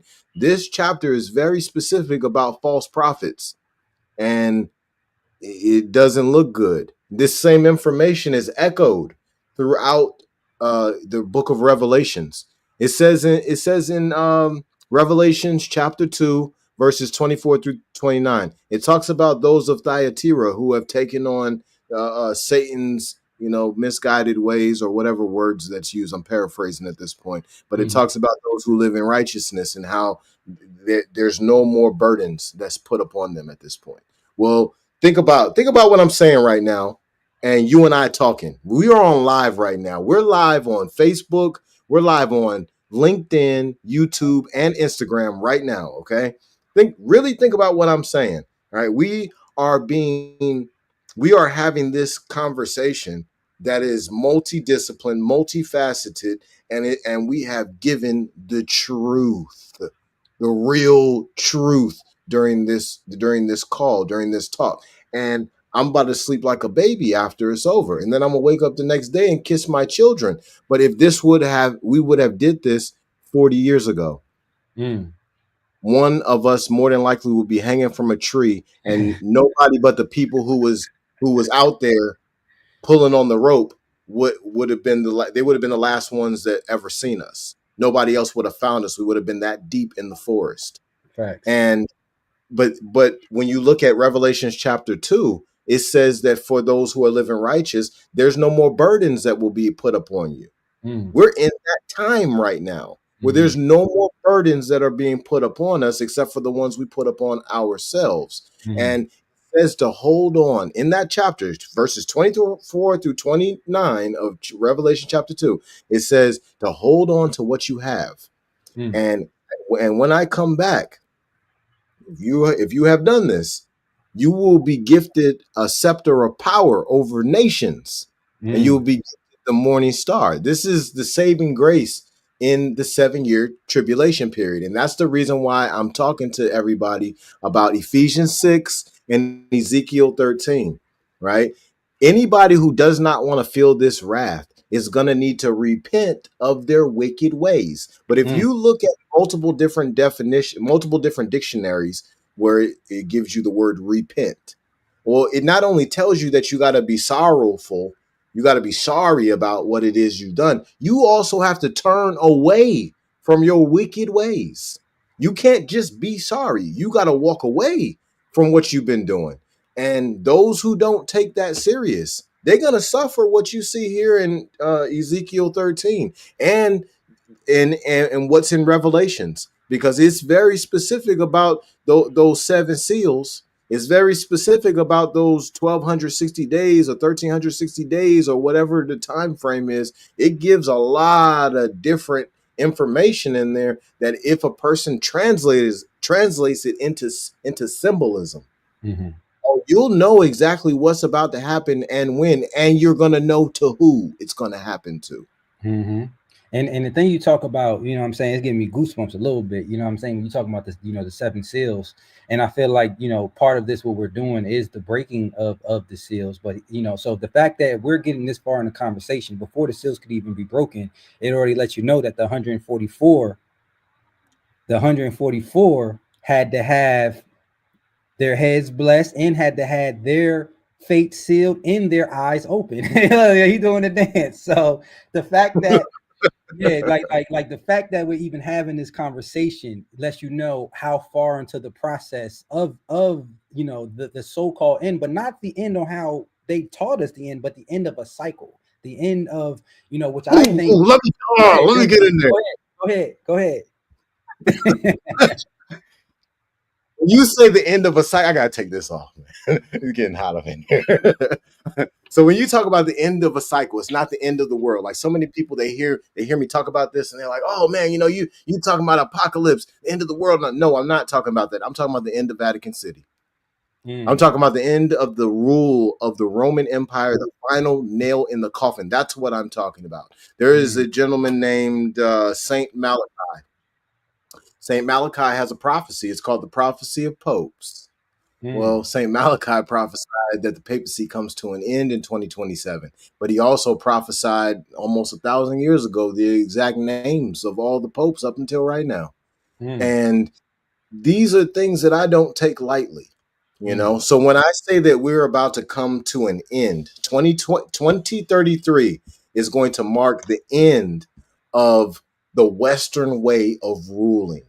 This mm, system that is erroneous, that does not mirror nature, that does not mirror the cosmos directly. It's built with each one of them. They're using the golden ratio and they're using the zodiac to construct so much of how we live, but mm, it's still not mirroring the way that it should, so that we have harmony, mm, peace, mm, you know, so that we have less discourse and all those different types of things, you know. So we're looking at the end of Western ways. Now, how does that affect all of us?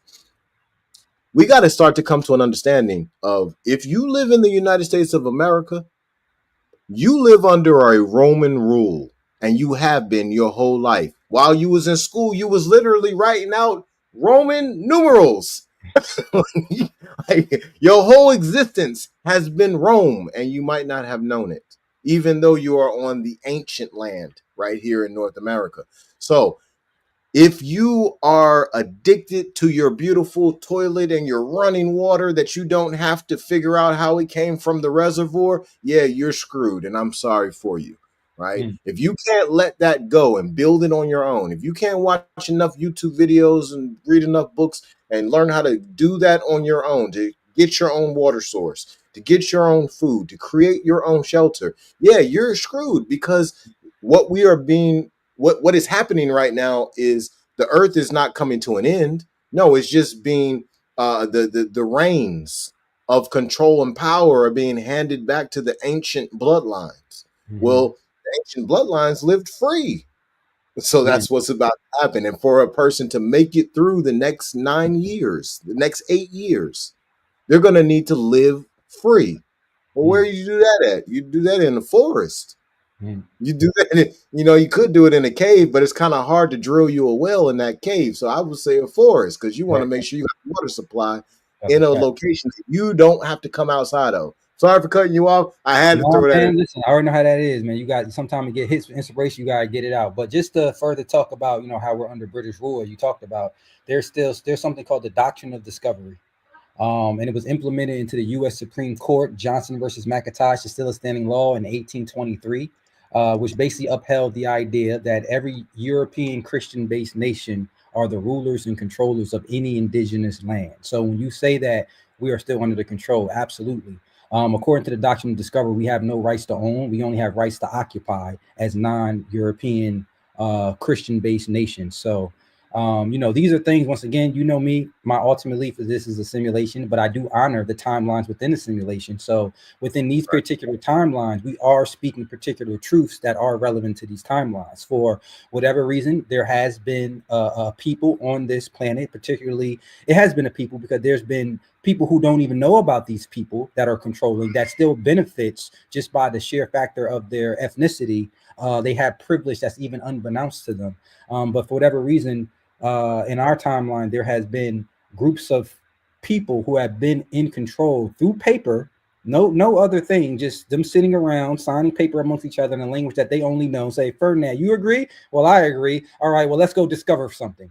In the doctrine of discovery, this is why they even use keywords, because they have a quantum language that they use. So they say Christopher Columbus discovered America, because as long as they use these words in the doctrine of discovery, discovery means that there are non-white European Christian-based people on the land. As soon as you say you discovered under the doctrine of discovery, you're automatically denoting that there are Aboriginal and indigenous people on the land, and under the doctrine of discovery, they have no respects that a white man has to actually respect. We have no rights to property right.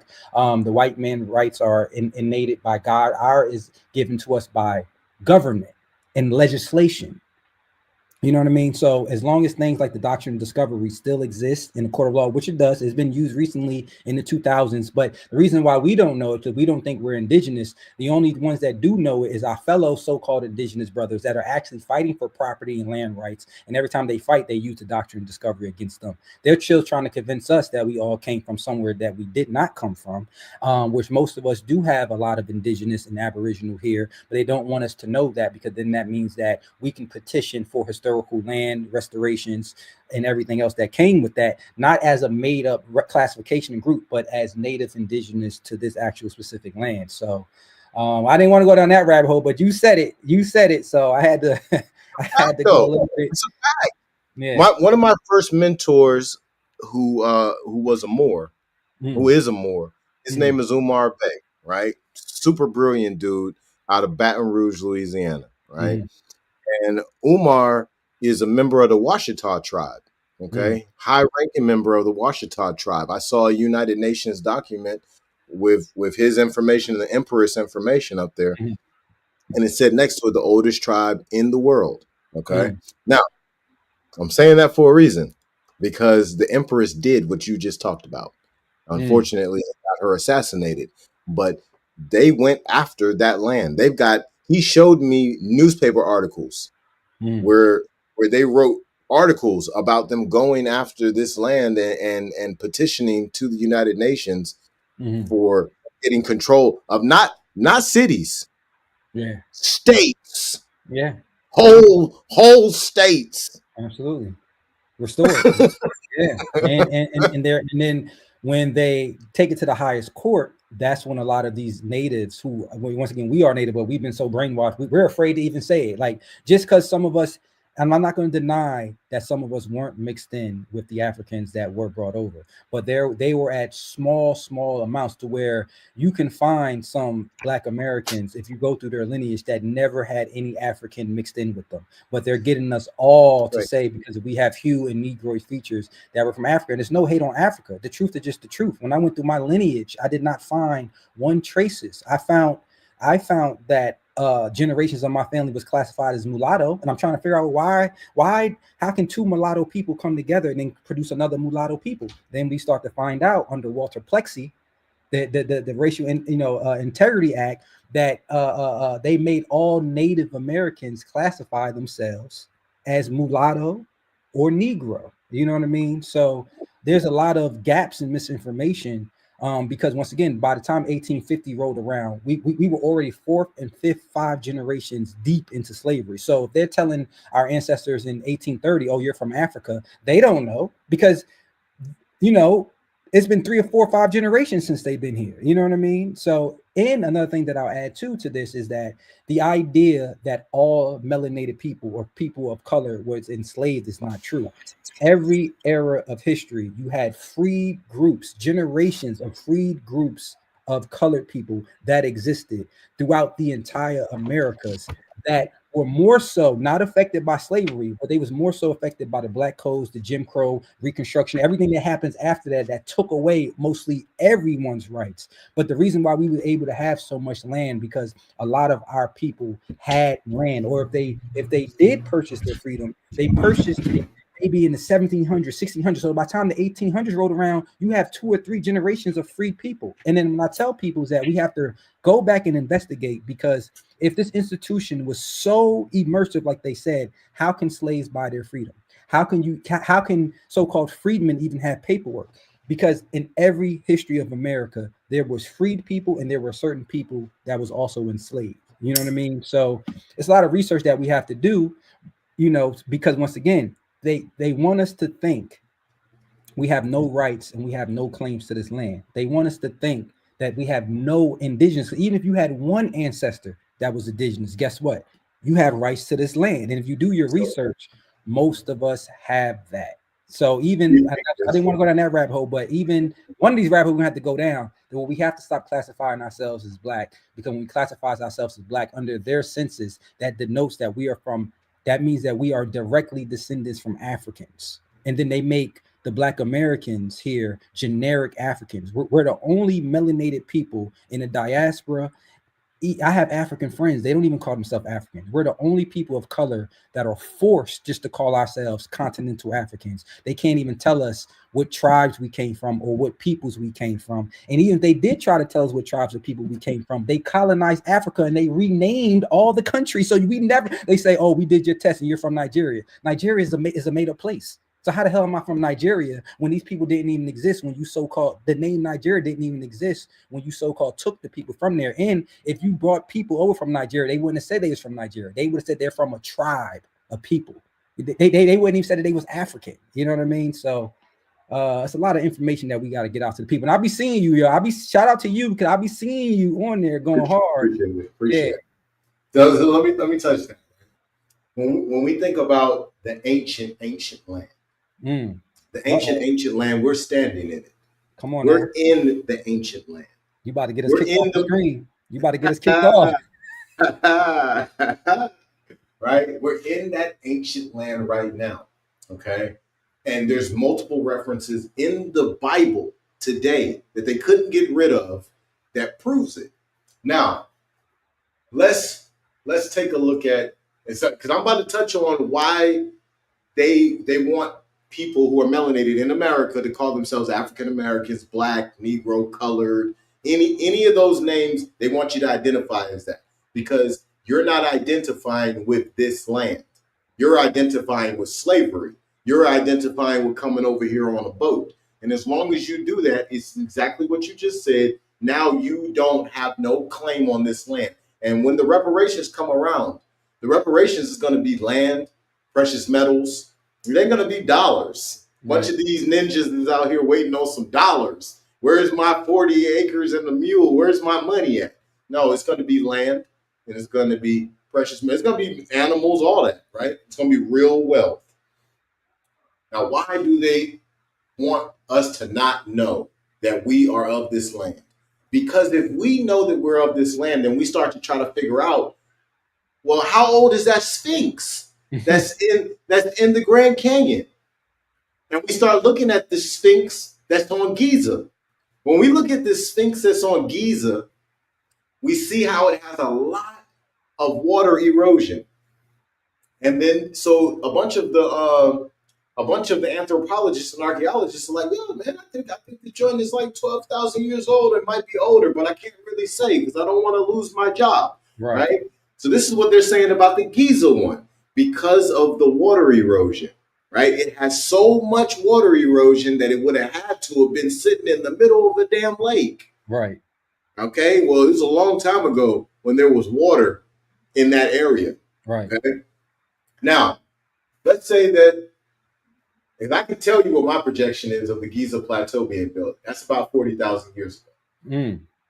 Okay. Now that's based on my projections, and I can explain that with ease if you want to go into it.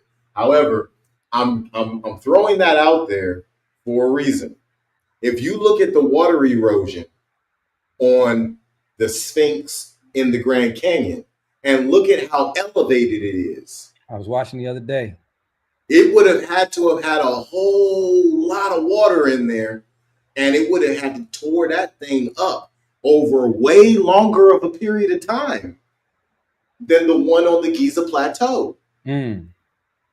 You get where I'm going now? We're talking about minimum 60 to 100,000 years. It would have to be that old if the one that I'm talking about right now in Giza is 40,000 years old. Now let me touch that real quick. Okay.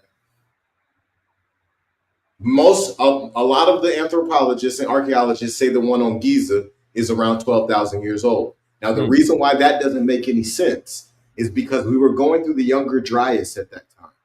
The philosophers call it the Great Deluge, and the theologians call it the Flood of Noah. But they all agree that it happened during the same period of time, right? Well, that was. Let me put this. Whatchamacallit back on the screen. Let me put this wheel back on the screen real quick. That'll help us out with this. Okay, so when we think about 13,000 years ago, that's the age of Leo. Okay. Now, if we're going through a pole shift, which we clearly did during that time, well, nobody's building freaking Giza plateaus while you're going through a pole shift. I Mm. just don't see it. Mm. Okay. So that means we got to go through the wheel one more time to get Right. to the age of Leo. So Mm. now we're adding 26,000 years to 13,000 years. Mm. Okay. That gives us something close to 40,000 years ago that I'm projecting the Giza Plateau was built, because the Giza Plateau, in my personal opinion, would have had to be built specifically for the age of Leo. If you Mm. look at the Sphinx, it looks just like the Leo constellation. Right.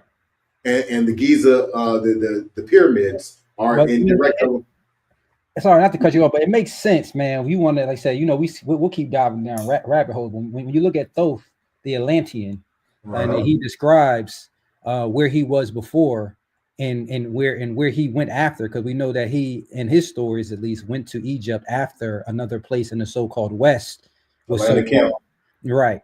And then there he was able to establish that. And then when you look at how buried even the Sphinx and these things were when they originally found them in, I guess, the 1700s or late 1700s and stuff, it just showed that there was some flooding, and then that caused the actual soil to rise and shift to cover up, some of the things that has to be, what's it, evacuated, whatever the hell. And there's so much evidence of that. Right. When you look at Western Africa, and you can see the ringed city.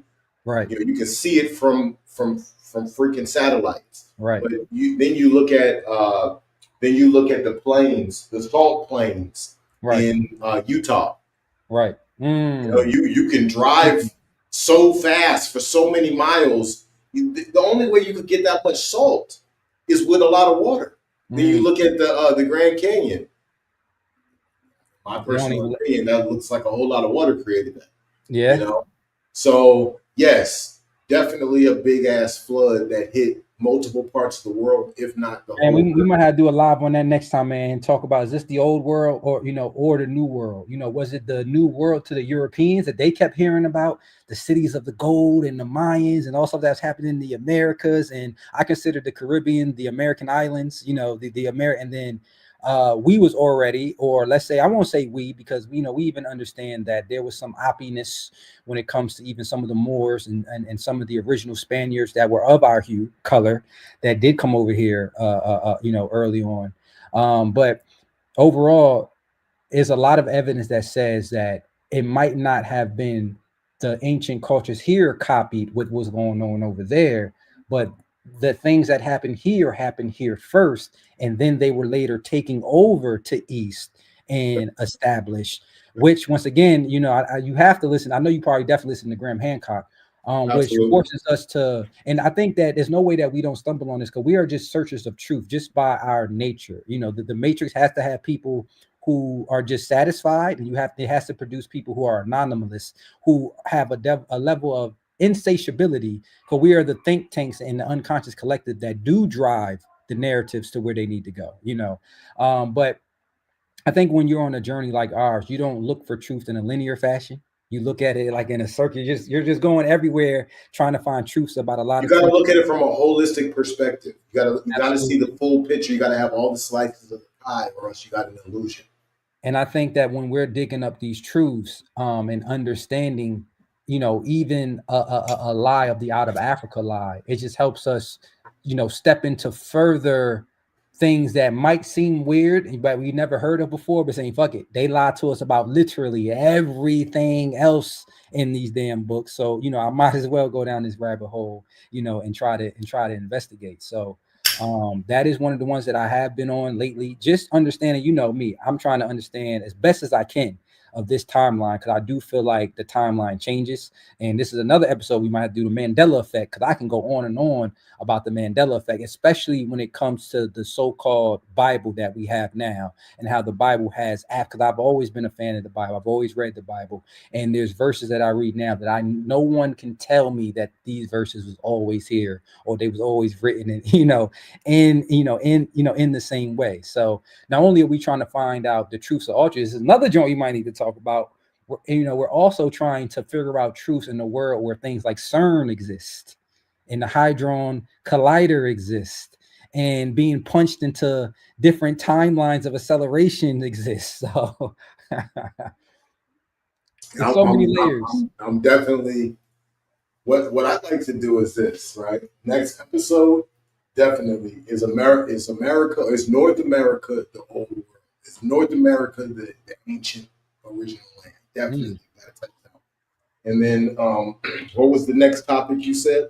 I think that we owe it as people who like to dive into truths, even if we don't know much about it, but it's a guarantee you don't, to do a joint on CERN and the whole joint in the experiments that they're running, especially the ones Oh, from Mandela effect is what you said. yes, because they're right. I think they're directly connected. I think the experiments that they're running, fucking with the fabric of space time, is messing up parts of our timeline to where certain things that we know that we experienced, you'll go back and you're reviewing history, and our history has changed. We You know what I definitely got mean? to do that one. Yeah, Definitely. and now history has changed. So, Right. and that's why when I kind of when there's certain things that don't quite make sense, you know, they always say in the spirituality you have to be okay with not knowing, because then that's when I think that this is when things are being tinkered with. So it's hard. It's hard to know an ultimate truth if they have the ability to punch us into different timelines where truths that we know is truths is no longer truths, like the Mandela effect. Yeah. I think the thing that helps us to discern truth the best is understanding vibrational frequency Mm, and understanding etymology. mm, Etymology, vibrational frequency, the golden ratio, and the zodiac. Those four man, you will just touched help. you just touched on a nice trinity right there, for real, for real. Absolutely. So this is the beauty of guys like us. We can have conversations like this about the stuff that's actually happening, and then we could take it a step further to also, acknowledge that there is some other science, as Einstein called it, spooky science. There's some other spooky science things that's going on here that kind of Yes. grades the left-brained rationale of what should be and shouldn't be possible. And then that's when I think that a lot of the quantum mechanics explains that to us, especially on the smallest level. I don't know if you ever heard of the Fermis or fermions. I can't think of the name of that, where they have certain molecules that are popping in and out of existence, and they can't even explain why, and we know why. But the whole point points to is that our reality is less physical in nature. Even when you break down, you talk about etymology. I know you ever broke down the etymology of physical. Physical just means another plane of mental. May even say metaphysical. So there's metaphysical, but then there's physical. So just because we think physical, we think flesh and blood, but physical just means another aspect of mind, because there really isn't no. Ethereal. Say it again. I say ethereal. That's Right. this makes me want to go down the rabbit hole of the seven hermetic Come principles. on and listen. That's what I say. We can be here forever. We have to, though. We have to, so we can give the people the sauce, but we also have to let them know that some rules can be bent and some rules can be broken. And this is when you start to tap in. The Kabbalion said, "Those who know the truths, all the seven, all temple doors fly open." Because um, once you understand the seven hermetic principles, and once this is the problem that we have, which I think we are not having. What is happening to me is when we're going through the age of Aquarius, it's allowing our conscious mind to hold more bandwidth. So instead of that 2 to 3% of the conscious mind that we usually can have, now we're able to have 7%, 8%, meaning that we're able to process multiple things at once without losing frame. Even if these things are opposite truth that should be paradoxical, we're able to retain and reconcile multiple truths. Meaning, the more conscious awareness we have of those seven hermetic principles, let's say, like with the lower awareness, you might can only be aware of two of them at a time. You know what I mean? Say like, as above in the correspondence. But as you start to gain an expansion, you're aware of polarity, you're aware of gender, and it's not flip-flopping. You're processing all the hermetic principles at once, so you're able to explain what is happening in front of you. Go ahead. Ask yourself. So like with everything you're explaining, one of the things that they talk about in the Kabbalion Mm, is when you do what Rod just explained, you start vibrating so fast that you're like a spinning wheel that's spinning so fast that it looks like it's standing still. mm, Powerful. See, that's stuff else we have to just throughout these series, just give people the full picture. And as well, I know that you're like me, you have all these songs that are in you that you just have to sing. It doesn't matter if like one people or two people are watching, you just have these inner god spells that if you don't get them out, it's almost like sinning against yourself. You know what I mean? Yeah. And yeah, so these are things that once again, it's hard for us to come on here and just say one thing is it, because it's not just one thing. It's this reality that we exist in is so multi dimensional and multifolded, multifaceted, that you kind of have to be a generalist in your spirituality just to have a certain level of understanding. You know what I mean? Because one thing is that you could take one understanding one way, then introduce to another theory that kind of makes the other theory inadequate, automatically. And if you're not open to multiple ideas and you're kind of just rigid in your so-called spirituality, I think, I'm not gonna say I think, but in my case, it leads to stagnation. You know what I mean? Versus just being more open. And another thing, I will ask you this before we stay on here too long, if you can just, because I've been going over it myself, but and this is a question that there's not no right or wrong, just hearing your ideas on it. When I just talked about the expansion of consciousness, because this is what I feel like that's happening. They're saying that we only use X amount percent of their brain. I don't know if that's true. I think that we have 100% of our subconscious, and then the part of the brain that we're using is just our consciousness RAM that we're able to load. And as you so-called go smarter, you're able just to load, like I said, multiple stuff in your consciousness without forgetting what's in your conscious. You know what I mean? So what are some things that you've done and that you think we can do outside? I do think that the universe is helping us load more memory for us, but what have you seen that's been able to so-called expand your conscious and hold on to multiple truths at once without forgetting one while you're navigating through the physical plane? So glad you asked that question. So, a year ago, I published my third book called The Moorish American. Thank you. The Moorish American Guide to Whole Health: 7 Keys to Purity. Right. Well, in that book, I give away the answer to what you just asked. So those 7 keys to purity, and purity is how we achieve this higher level of consciousness on whole nother astronomical, magnitudal levels, and we can keep rising in those levels, right? Well, that is nutrition, sunlight, water, exercise, sleep, goals, and religion. So it's not necessarily about a person being a Christian or practicing more science or being a member of the Nation of Islam. It's more so about taking the doctrine and living in purity while ingesting the doctrine. Now the interpretation is going to be the truth. They're going to be able to discern truth properly. Well, why? Because every other part of their being, they made sure it was the truth that they were constructing themselves of. So in this space, they would have to repent, from the things that they've done to people. Hey, call people up. Hey, I'm sorry. I apologize. I ain't never going to do that again. And then you never do it again. And that might be 50 to 100 phone calls, letters in the mail, emails, text messages, right? But you do your due diligence to get rid of those skeletons, to lighten your burdens, right? And then in addition to that, you cut off music, cut off entertainment, right?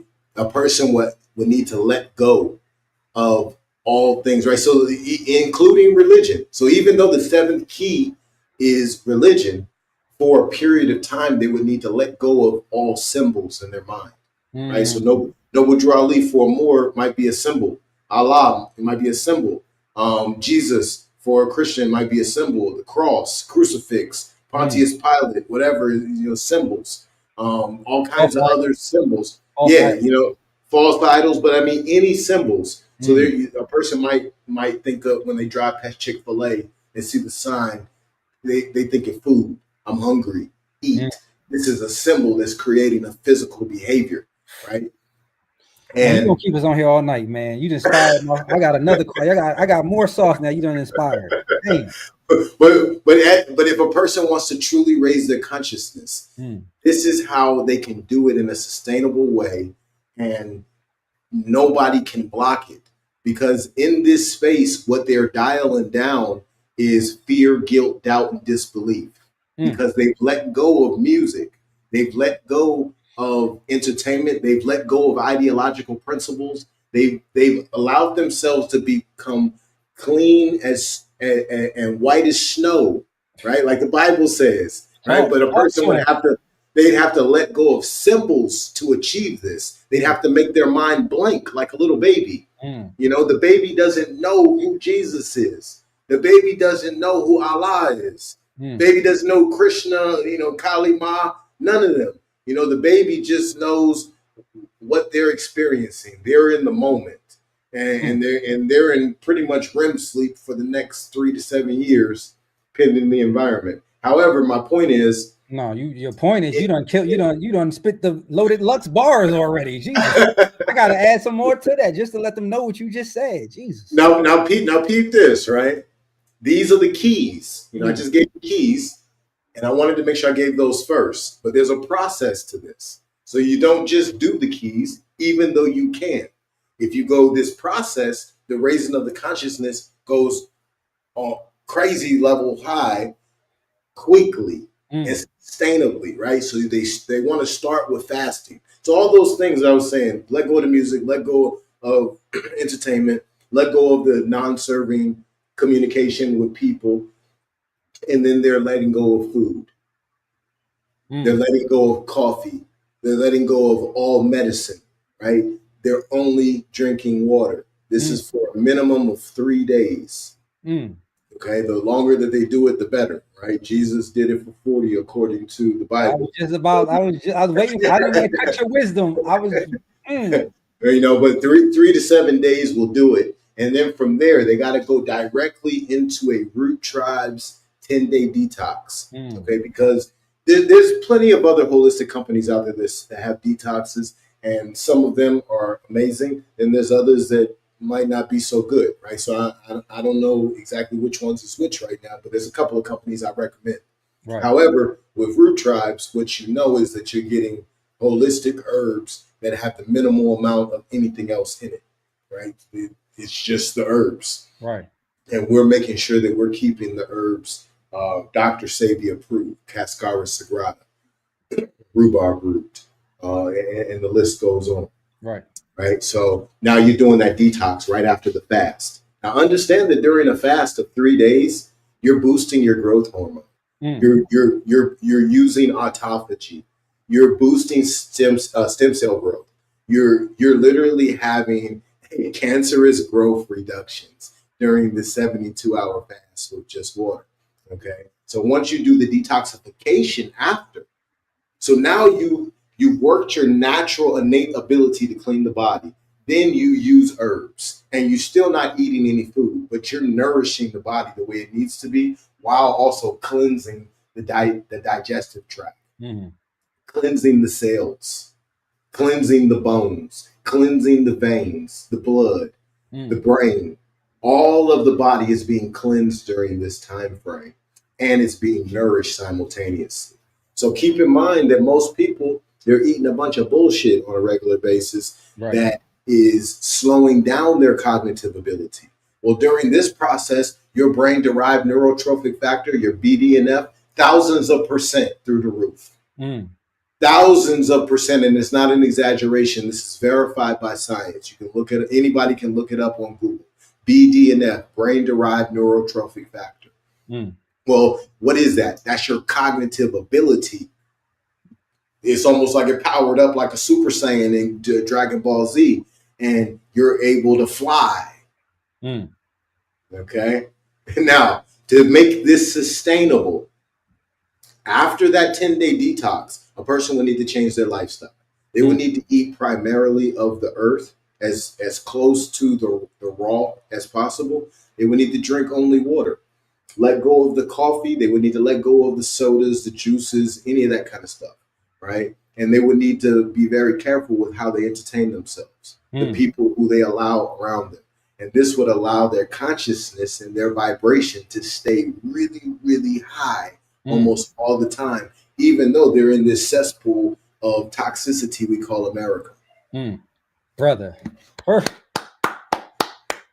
Nah, listen, that was Oh an God. amazing. They don't even understand, man. That was I thought you was going to give them a little bit and tell them read the book. My man gave you the full, robust, and once again, the things that usually lead to the greatest effects are usually the simplest things. You know, he just basically told you that your body is your temple. So if you're having trouble with retaining or maintaining or getting access to new information, you probably need to look directly at your body and at the actual vessel, the vessel.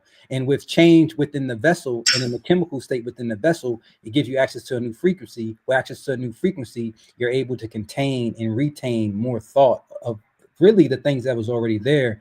And he gave a perfect answer to where, you know, I was thinking about this thing, and then he just reminded me, because once again, at the same time, I've been thinking about it, but then my intuition, because you can see from my Facebook post, keeps saying detox, detox, cleanse, detox. And then you reminded me that that is the way to higher consciousness. It's the vessel, it's the body. And then you put the body more in a purified or godlike state, you're able to embody more pure like and godlike frequencies. And one of the keys, one of the main keys of that is addressing, excuse me, addressing the perspective on regress trauma. That is a major, major key because that is one of the main things that dials down the fear, guilt, doubt, disbelief. Without achieving that, I mean, it's still going to have a boost, but it's not going to be on some God level. The Right. God level is when you dial down those. Now you could do anything. And the key point that he said is he's not telling you that the things that happened to you did not happen. He said to remodel the your perception of these things. Because even the most disempowering story, if you view it in a more empowering way, not only can help you get over the trauma, but it can change.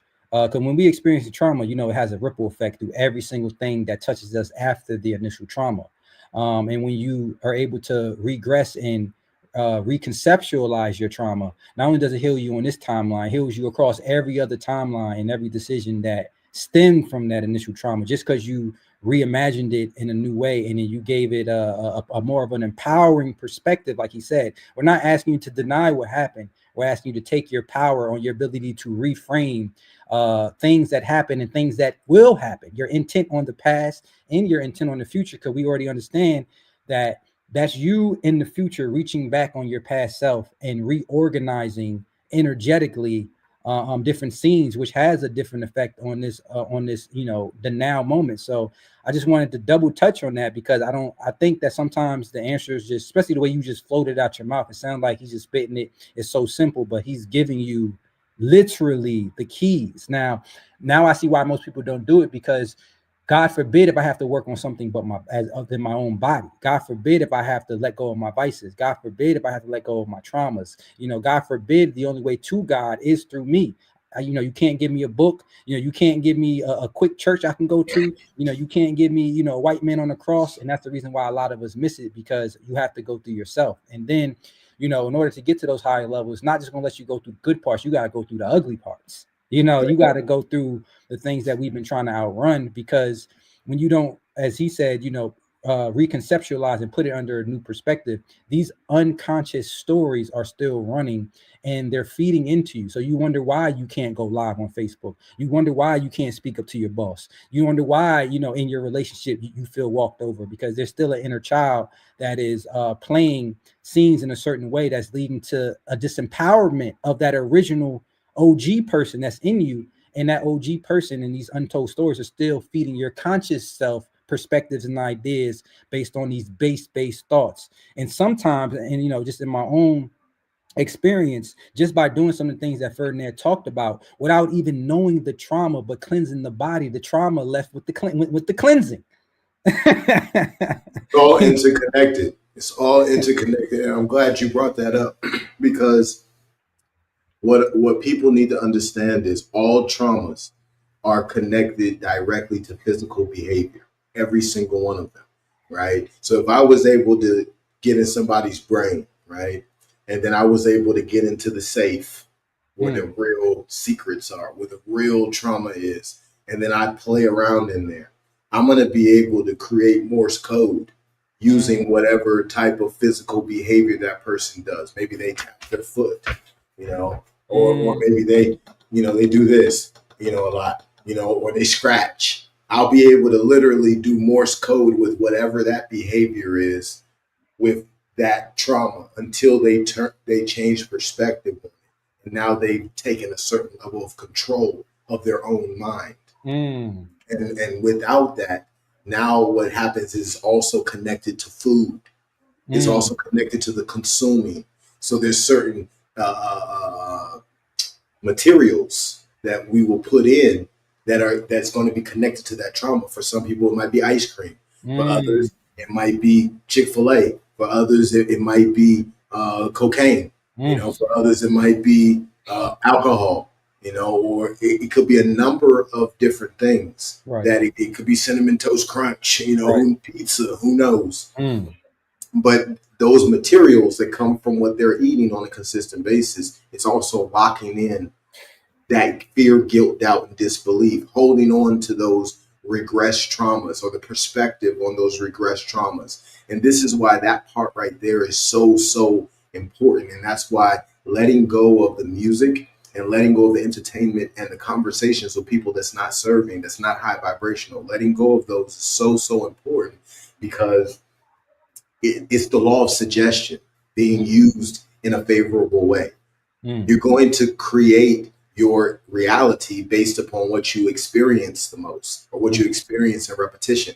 Or if Mm. you're experiencing Housewives of Atlanta and, you know, Keisha down the street who is, you know, rocking with a different dude every couple of days or whatever, she changes men more than she changes her draws. Like, you're going to get a certain type of behavior out of yourself. Right. And then the food is going to lock it in. When you lose, however the loss happens, the food locks that loss in. Right. When you win, the food locks that loss in. The Man. different types of consumption behaviors are how they spend money. Same exact thing, right? Right. All of it is locked into these traumas that bring people back to those time frames of their life that got them through Mm. it emotionally, Mm. right? And all of that is paralyzing to the growth of that subconscious ability, of that conscious and super conscious ability. Now, Mm. everything that I'm saying, and I know you were like, yo, you just spit it off the tongue like it was just, you know, easy or whatever. Well, how do I do that? Because I achieved everything that I'm talking about. I did it myself, and it was one of the hardest things I've ever done in life. The Mm. Holy Ghost, that they talk about it in the church, guarantee you 99.9% of people that's ever existed have never achieved that. Because what it takes to achieve it is everything I just explained. Mm-hmm. You got to let go of your burdens. You Mm-hmm. got to do right by people consistently, you know, the moment you make this decision. But then you definitely got to hit them up and be like, yo, you know, I fucked you over in this situation. I stole $500 from you. You know, I had sex with your sister and, you know, and I burnt her, you know, or whatever. Like, you got to be honest and Right. you got to take that weight. And as you take that weight, it starts to just float away. You know, the perspective on it changes now because you became the bigger person. Well, I did that, but Right. I let go of music. I let Mm. go of entertainment. I stopped talking to the people who weren't serving, no matter how important that they were in my life. And I'm talking Mm. about even close family members, even extremely close family members, Right. right? Let go of all of that. And then I changed the way I was eating, primarily from the earth, while everybody around me was looking at me like I had lost my damn mind. I'm drinking primarily water. Right. You know, no juices, no sodas, no alcohol, no none of that, right? All of this is happening simultaneously. I'm sleeping better. I'm getting more sunlight. I'm walking outside without my shoes on. I'm grounded. Well, one day I'm walking down on Cary Street in Richmond. Mm. I'm doing some clandestine work for an agency out here, and my whole body just feels like it caught on fire, like Mm. a full blown orgasm. That's not even like sexual or nothing like that, Mm-hmm. but just I'm on fire Mm. and I'm light, and I don't even know how to really explain this. But after Right. it was over, everything that I saw was different. Mm. The stop sign wasn't a stop sign; it was a piece of metal that was stuck in the ground, probably with some concrete or something down there holding it in there. And Right. it's like 8 feet of a bunch of holes in this shaped metal with this octagon thing connecting. and symbols on it with Right. the color red and white up there, and I'm like, oh shit, that's a stop sign. Like Right. this is how I saw things, bro. And when I listened to somebody in a conversation after that, I can hear their whole descendant lineage Mm. from the beginning to the end. Right. After it, I can see it all at the exact same time. I can see their whole life play out. Right. Based on the 30 seconds of just hearing their voice, hearing the vibrational frequency that they were coming with, the tone pitch, the inflection, the actual That's it. language they were using. Right. Yeah, and like all of that. But this happened as a result of one thing that I was focused on: absolute truth and purity. The crazy Purity is the key. And then what it does is it unlocks your deepest desires to mm. be able to manifest. Well, you got to have those in order at that point, because it'll be like Ghostbusters when they was dealing with King Zoser, and Zoser was like, "All right, you got one wish," and all right, your wish is granted. Hold up, we didn't even make no wish yet. Yeah, you did. Right. You thought it, right? So Right. your deep desires have got to be in order. You got to have those. You got to figure out what those are. Use affirmations, meditate on them, and as you reach purity, oh man, what's unlocked And is the doors to all doors. All information, all knowledge is unlocked in that space. But what you are attracted to is directly based upon your deep core desires. mm. And one thing I wanted to add to that, when you were talking about purity before, just to touch back onto the Bible, and if you remember, the story of Jesus, and then he came across John the Baptist in the River Jordan, and he at the age of 30, and he was a man of knowledge, but he didn't reach true gnosis yet. He had to go through the purification process, which was the baptism, was the initial part of the cleansing, the purification, even in the Metuneter, I believe, it talks about the heart being light as a feather. So this has always been a caveat of some sort of cleansing process to the level of higher awareness had to go. And not only did Jesus, when he was baptized by John the Baptist, even though John the Baptist felt like he wasn't in a position of perfection, that just goes to show you how beautiful even the flawed man is, that the flawed man can even produce miracles within himself and others. And God is not necessarily looking for perfection, for purity, to start the process of purity. So he was able to purify himself. And if you remember, the Holy Spirit descended upon him at that moment. He actually got hit with the Holy Spirit, which is just the spirit of truth, the spirit of knowing, the spirit of awareness. And when he got hit with the Spirit, the first thing he did is, I have to go and do battle with my vices.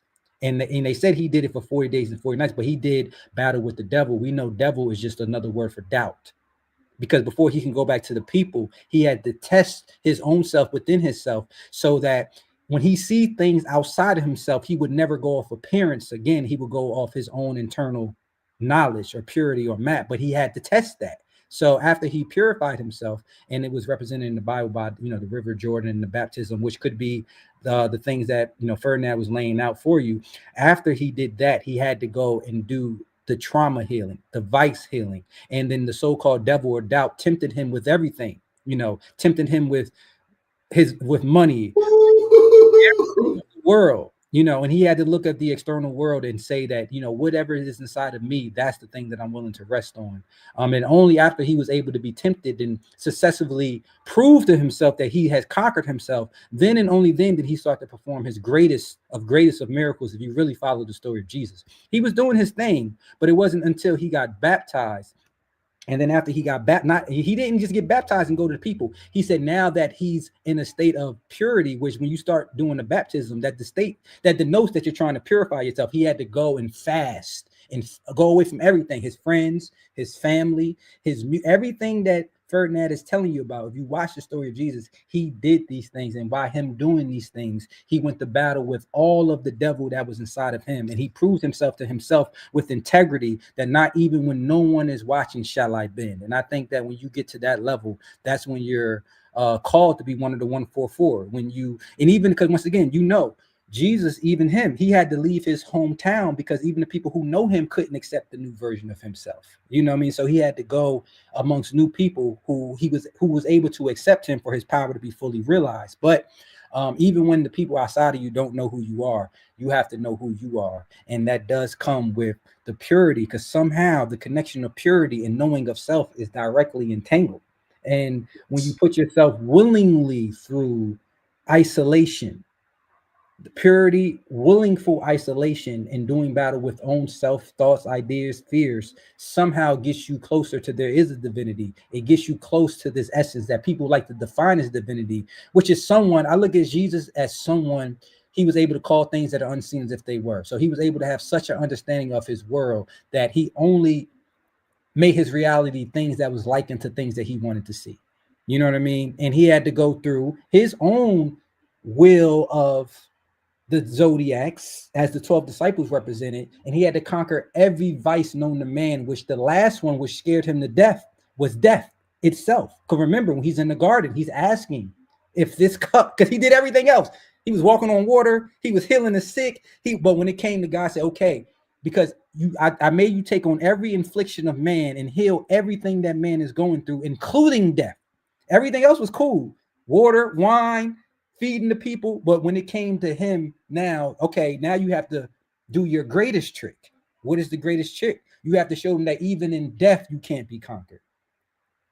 And that was his biggest tribulation, which is I think our biggest tribulation, especially when it comes to change of identity, because the death process has to happen. And a lot of us, like you was talking about, sometimes we have a Stockholm syndrome with our own traumas.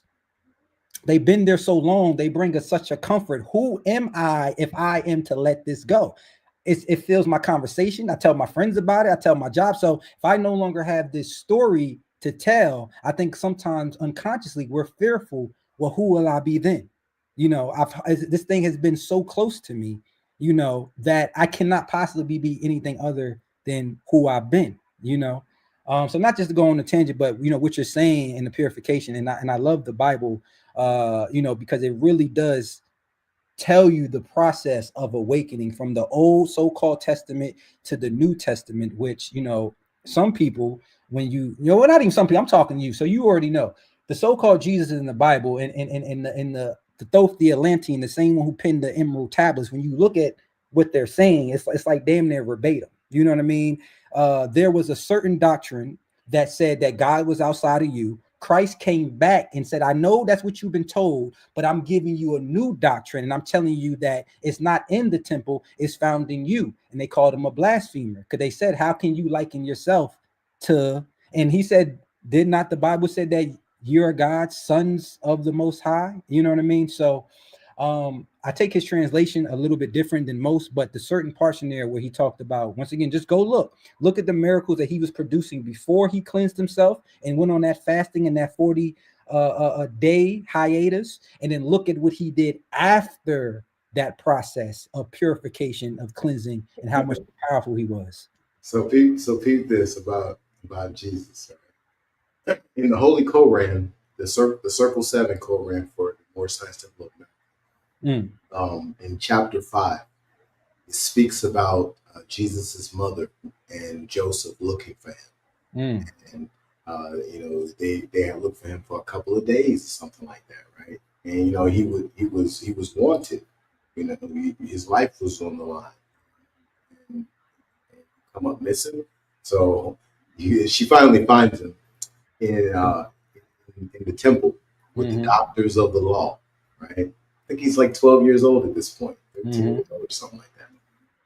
And he's like they're highly impressed by him, right? Well, once his mom comes in, obviously he's got to finish up his conversations with the doctors of the law and head out, right? But it talks about when he left that he wrought with Joseph.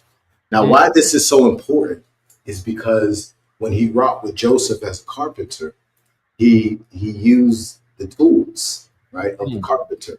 But then he he describes in this chapter 5 in the Holy Koran, he describes how these tools are like the tools in the workshop of the mind. So he goes into the 12-step ladder, talks about the hammer and the chisel and the axe.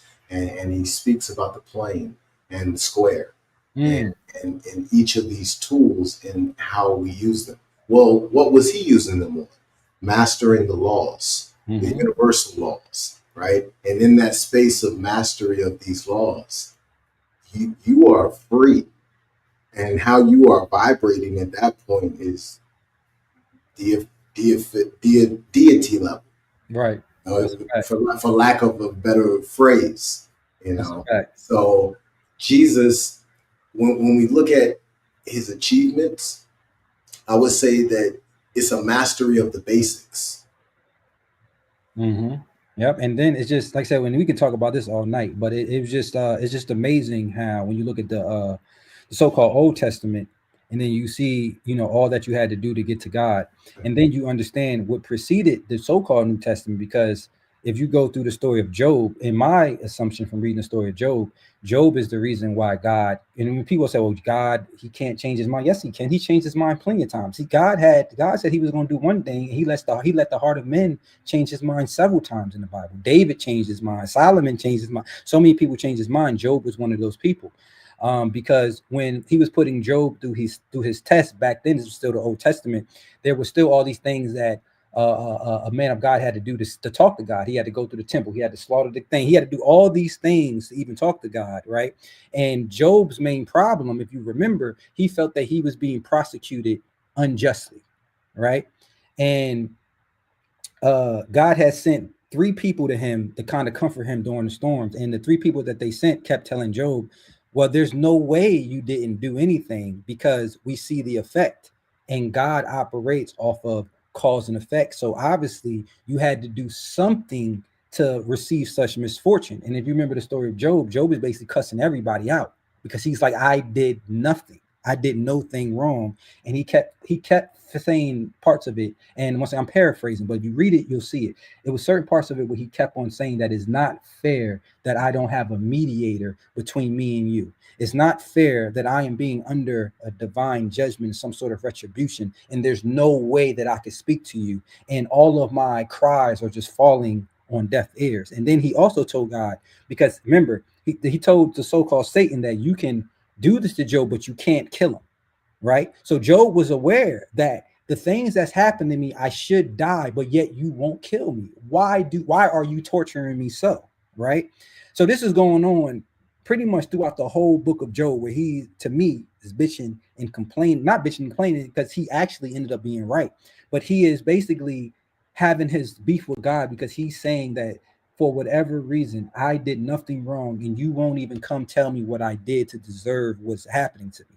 So then make a long story longer, God eventually, showed himself, and he ended up admonishing the three people that he sent there because he basically told them that Job was right, meaning that he did punish Job without fault, right? But then he told Job at the same time, yes, I did do this, but who do you think that you are to question me? And I'm paraphrasing, but this is literally if you read it. But then after he told Job that, he also basically said, you're right. And I do need to change the system. And I do need to make it easier for you to talk to me. And it's crazy because the so-called God in the Bible is he's talking as if he's talking to his own self. And he said, like, am I the reason why people keep on sinning? Because back then in the Old Testament, every time after a certain year, you had to go repent for your sins, which in the Bible, God said, maybe this action of me requiring them to keep on doing this is keeping sin in their minds, is keeping sin in their hearts. So I need to create another way for salvation. Then a few more books compended in the Old Testament, then it was over. And then God's answer, and I'm gonna find these scriptures so you can read them. I don't know if you ever read, because I think this shit changed. That's why I say the Mandela effect, because I've never read these parts.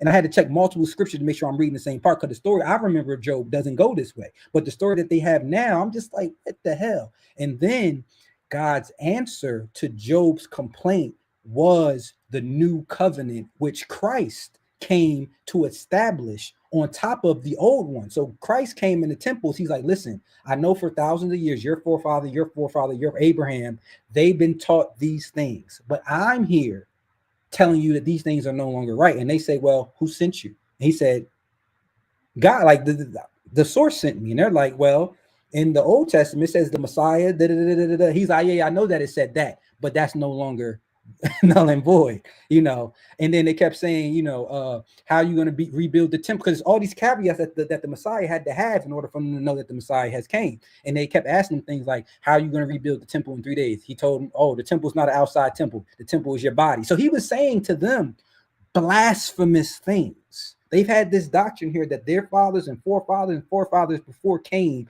and it gave clear examples on when the Messiah was going to come, what he was going to do. The wolf was going, well, they changed it because now it don't even say, now it says the wolf will lay with the lamb. When we grew up, it said the lion will lay with the lamb. Now when you look at it, it doesn't say that. It says the wolf will lay with the lamb. You know what I mean? But there were certain things and criteria that the Messiah had to fulfill in order for them to know. Jesus didn't fulfill none of those things. So that's why they called him a blasphemer, because he did blaspheme. He came in and said, no. I know it said all that, but trust me. Here's some water, here's some wine, I'm gonna heal some people, let you know that I'm serious. But what your God said before is no longer the right way. You no longer need that salvation. Your own I amness is the salvation. And the same works that I'm doing with your own belief system, you will perform even greater works than I. He took the power away from the outside and he put God back inside of you. And that's the reason why the people of his time feared and loved him, but they killed him because he was in direct violation of everything that the Old Testament said. So now you have people like us who are now giving the third New Testament, who is now how Jesus came and he provided clarity to the Old Testament. They didn't accept it. Now we're coming providing clarity to the new in the Old Testament and reinterpreting Jesus' words. Say, no, he did not want you to worship him. This is actually what he did want. And now they tell us the same thing that they told him. And we tell them, don't your scriptures say that you that you are sons? You know, so when I tell you that I am God, but the God that I am is so expansive that I only represent a portion, but you cannot separate us. They still look at us and say that we're blaspheming. You know what I mean? So it's funny how we talked about it's the same story told, you know, over and over and over The again. lens. Say it again. It's the lens that Yeah, they're looking through. it's the When lens you're that look, they're looking through. when they're looking through a lens of, and I mean literally Right. looking through a third eye and a physical eyeball lens that's made of cinnamon toast crunch, right? made of bacon, eggs, and extra cheese and crispy pancakes, Right. right? And extra Aunt Jemima sauce, right? when, when this is what your eyeballs are made of and your brain is made of, Right. you're going to see this podcast and hear this podcast, and it's going to sound like Arabic or Russian. It's going to sound like Mandarin Chinese. You're gonna hear Rod telling you the way forward to never have to use a hospital ever again, and you're gonna think that Rod is talking some bullshit to you, and you're not gonna understand that because of you accepting a lie and building a foundation around it. Even if you find out that it's a lie, you have to walk away from it. You have to crush that foundation to be able to hear truth. Mm. Or else truth is just barely making it in the cracks, like the vapor of water that's not making it quite through, but it's evaporating and you can see some smoke every now and then. Right? This is the amount of truth that you're able to get until you break that foundation of lies. And then at that point, they'll be able to hear what's being told to them because it'll resonate differently. Right. And then once they start building a new foundation that is wrapped around the real truth, sustainable living truth, Right. golden ratio, zodiac, understanding truth, then at that point, we will see them thrive. Right. See their children being taught things that it's completely different behavior. Well, why? Because the demonstration of the parent will be the same. You know, Yeah, and put on the calendar, one of the calendars, because like I said, man, I'm a little bit of a troll too. You know what I mean? This is a scotch, but we have to talk about the creation story, Adam and Eve, and we have to talk about that with the Anunnaki. Because I have a great perspective on these words, especially once again, even though I think in the Quran the Genesis don't come first, and the crazy thing, I've been reading the Quran lately because it gives you the gaps that Christianity left out, especially about some of the missing years of Jesus, what Mary was doing. It gives you like a another perspective on certain things that that was happening. But especially the Genesis is so important because it starts with in the beginning was the Word, and I think that just alone in the beginning was the Word, and how we just skip over that, and the Word was God, and the Word was with God, and the Word was God. I think we skip over that when we're trying to project. This is one thing that I believe that whatever created us was nothing like us. That's why it did create us, and anything that we're assigning attributes to God, we're projecting our human qualities onto a thing that is beyond human understanding or qualities. You know what I mean?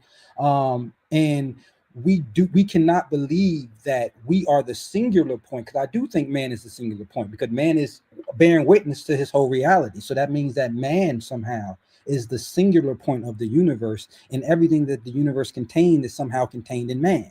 So we it rattles our mind that we could be the greatest creation that creation has ever created, because we look at ourselves as so little, and we don't understand the neuroplasticity of not just our brains, but how our bodies can morph in resonance with our word. You take that word and you start arranging it within a certain way, like the Genesis told us. Regardless of it is, I feel taller, I feel bigger, I feel small. I remember I was saying that, somebody coming like, "Yo, Rob, are you getting taller?" And I just started smiling because I know in my head I've been telling myself, I feel taller, I feel bigger. Then I'll meet someone in my reality, say, "Hey, Rob, are you?" So when we analyze the Genesis and the so-called creation of Adam, and even the splitting of the atom, you know what I mean? It gives us a lot of clues to our nature, and it gives us, a lot of clues to where whatever that we are, even in our most flawed, I think that we are the most marvelous thing creation has ever created. So much self that it loved us so that it forgot everything that it was just to become us, and not to play us. We're not, God isn't playing us, because to play us, he's not playing, he is us. Whatever it is, completely forgot its essence and completely buried itself in man. And look what man is doing. Man is creating rocket ships, man is creating artificial intelligence. Man, they always say, well, that's man made. Yes, nigga, God made. Man is God. So you cannot discredit anything that man has made if man is God. And I'm one of the ones that think there is no greater God than man, because my teacher that taught me said that there is a God. Anunnaki, they shape for the humans, why they try to control our minds and language, because with our power of our brains and our abilities to think, and the fact that our thoughts can break forth into speech, it makes us no different than them.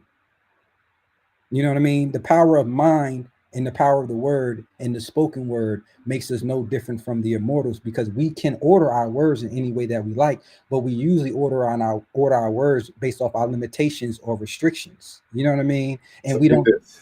Say it again. Go ahead. So get this right. If we're on a TV show, we're at an auditorium or something, and I got the bird in the hat or whatever, I'm trying to do the magic trick. I'm gonna probably say hocus pocus, abracadabra, voila, right? Well, that's the TV, magic words. Mm, And so many people don't understand alchemy, mm, and they don't understand what real magic is. So they don't understand the real magic words. So mm. they use them so frivolously without understanding. Well, when they say I am, whatever they put after it, if they say it enough times, they become it, right? I'm a welder. Next thing you know, 40 years down the line, they got the gold watch. I'm a singer. Maybe they get some platinum albums, maybe not, but they definitely put out a couple of albums. They put out some singles, something, right? and this is just from believing that they are something. Right. I was about That's how you know when it's time when we get in together. So yeah, y'all, that was Community Roundtable with Ferdinand and the homie Ra Thriver. Really appreciate all of you We went who down, had we went all the way down the rabbit hole. But this is a beautiful thing because the beautiful part about this conversation was so great. It could easily be chopped up, put in all type of extra content. You know what I mean? Because we talked about a lot of great stuff. And yeah, I can't wait to the next one, man. You know, it's a lot of truths. I think the biggest takeaway for me, when you went on that beautiful, eloquent diatribe, when I asked you about how to contain more consciousness, because I was a little bit misdirected and you just redirected me back to the clarity and the purpose, and you're absolutely right. And this is why I keep talking about parasites. It's like, I know they hijack your chemicals. I know once your chemicals is hijacked, that controls your frequency. I know once your frequency is hijacked, that controls the quality of thoughts that you're able to pull in, because we are not our thoughts. Even though sometimes we think our thoughts, we're more, as you said, alchemists. We're more the chemistry of our body, and if we control that, that controls the thoughts, that controls whether you're happy, sad, etc., etc. And I'm even realizing that a lot of us, our dopamines is jacked up, our epinephrine, our serotonin, all these things is jacked up, and we're accomplishing goals. But since your chemicals that actually allows you to feel satiation, that actually allows you to feel a sense of accomplishment, are so shot, you're insatiable. No matter how much you do, you cannot get your chemical fix. And the only way to do it, you have to purify, you have to purge, in order to get to that next level of consciousness. So that was one of my biggest takeaways from this conversation. So I appreciate you for reflecting that back upon me, my brother. Oh, it's all good, my brother, and I appreciate you bringing up CERN and bringing up the because yeah, we definitely got to touch that. And for everybody out there, on our next episode, next Monday, 6 p.m. That's good for you. Let's go. All right, Let's next keep it. Monday, Let's keep it 6. Word. Next Monday, 6 p.m., y'all. We coming back, and we're gonna be talking about, is America the ancient world? Right. We're gonna come to the table with as much of the evidence that we've been able to find. We're gonna present the evidence, and we're gonna let y'all decide. All right. Everybody be blessed. And hey, Ra, you got any closing statements? Hey, no, man, listen, I just I appreciate this platform. It definitely is fulfilling, you know, that part of me that even if I'm doing well in other areas, I feel the need just to have these conversations and connect. And you know, when I'm doing it, you know, I know that it's love. 'Cause I don't care if it's 2 people watching, 1 people, it doesn't even matter, you know. And I know that, you know, we're having a high level of great conversation, that if these things just keep coming out, the tribe will show themselves. And you know, they'll be able to see retroactively, even when it was just them two. These guys they never cheated us. They still was acting like we had 100,000 on, and we was excited, passionate, and dropping jewels on it. So yeah, I'm just appreciative that I get to add this into my weekly algorithm, because I know that it will have an output, and it will have a exchange in my reality. It has to, because I'm adding a new equation and new conversations in. So yeah, I'm excited I get to do that for sure. Absolutely. And I appreciate you coming on the platform, giving your wisdom. And for everybody out there who wants to find the Community Roundtable episodes, the Mastermind Library episodes, Two Brothers and an Idea episodes, that's on FHTII.com. We got links down in the description. So feel free to, check them out. Hit the website. We got different products and services up there to help a person achieve sustainability. Right? Transformational leadership, taking your leadership to the next level. All right. So anyway, we about to go ahead and get off of here. We've been up here nearly 3 hours. Listen, y'all be blessed and expose your gift.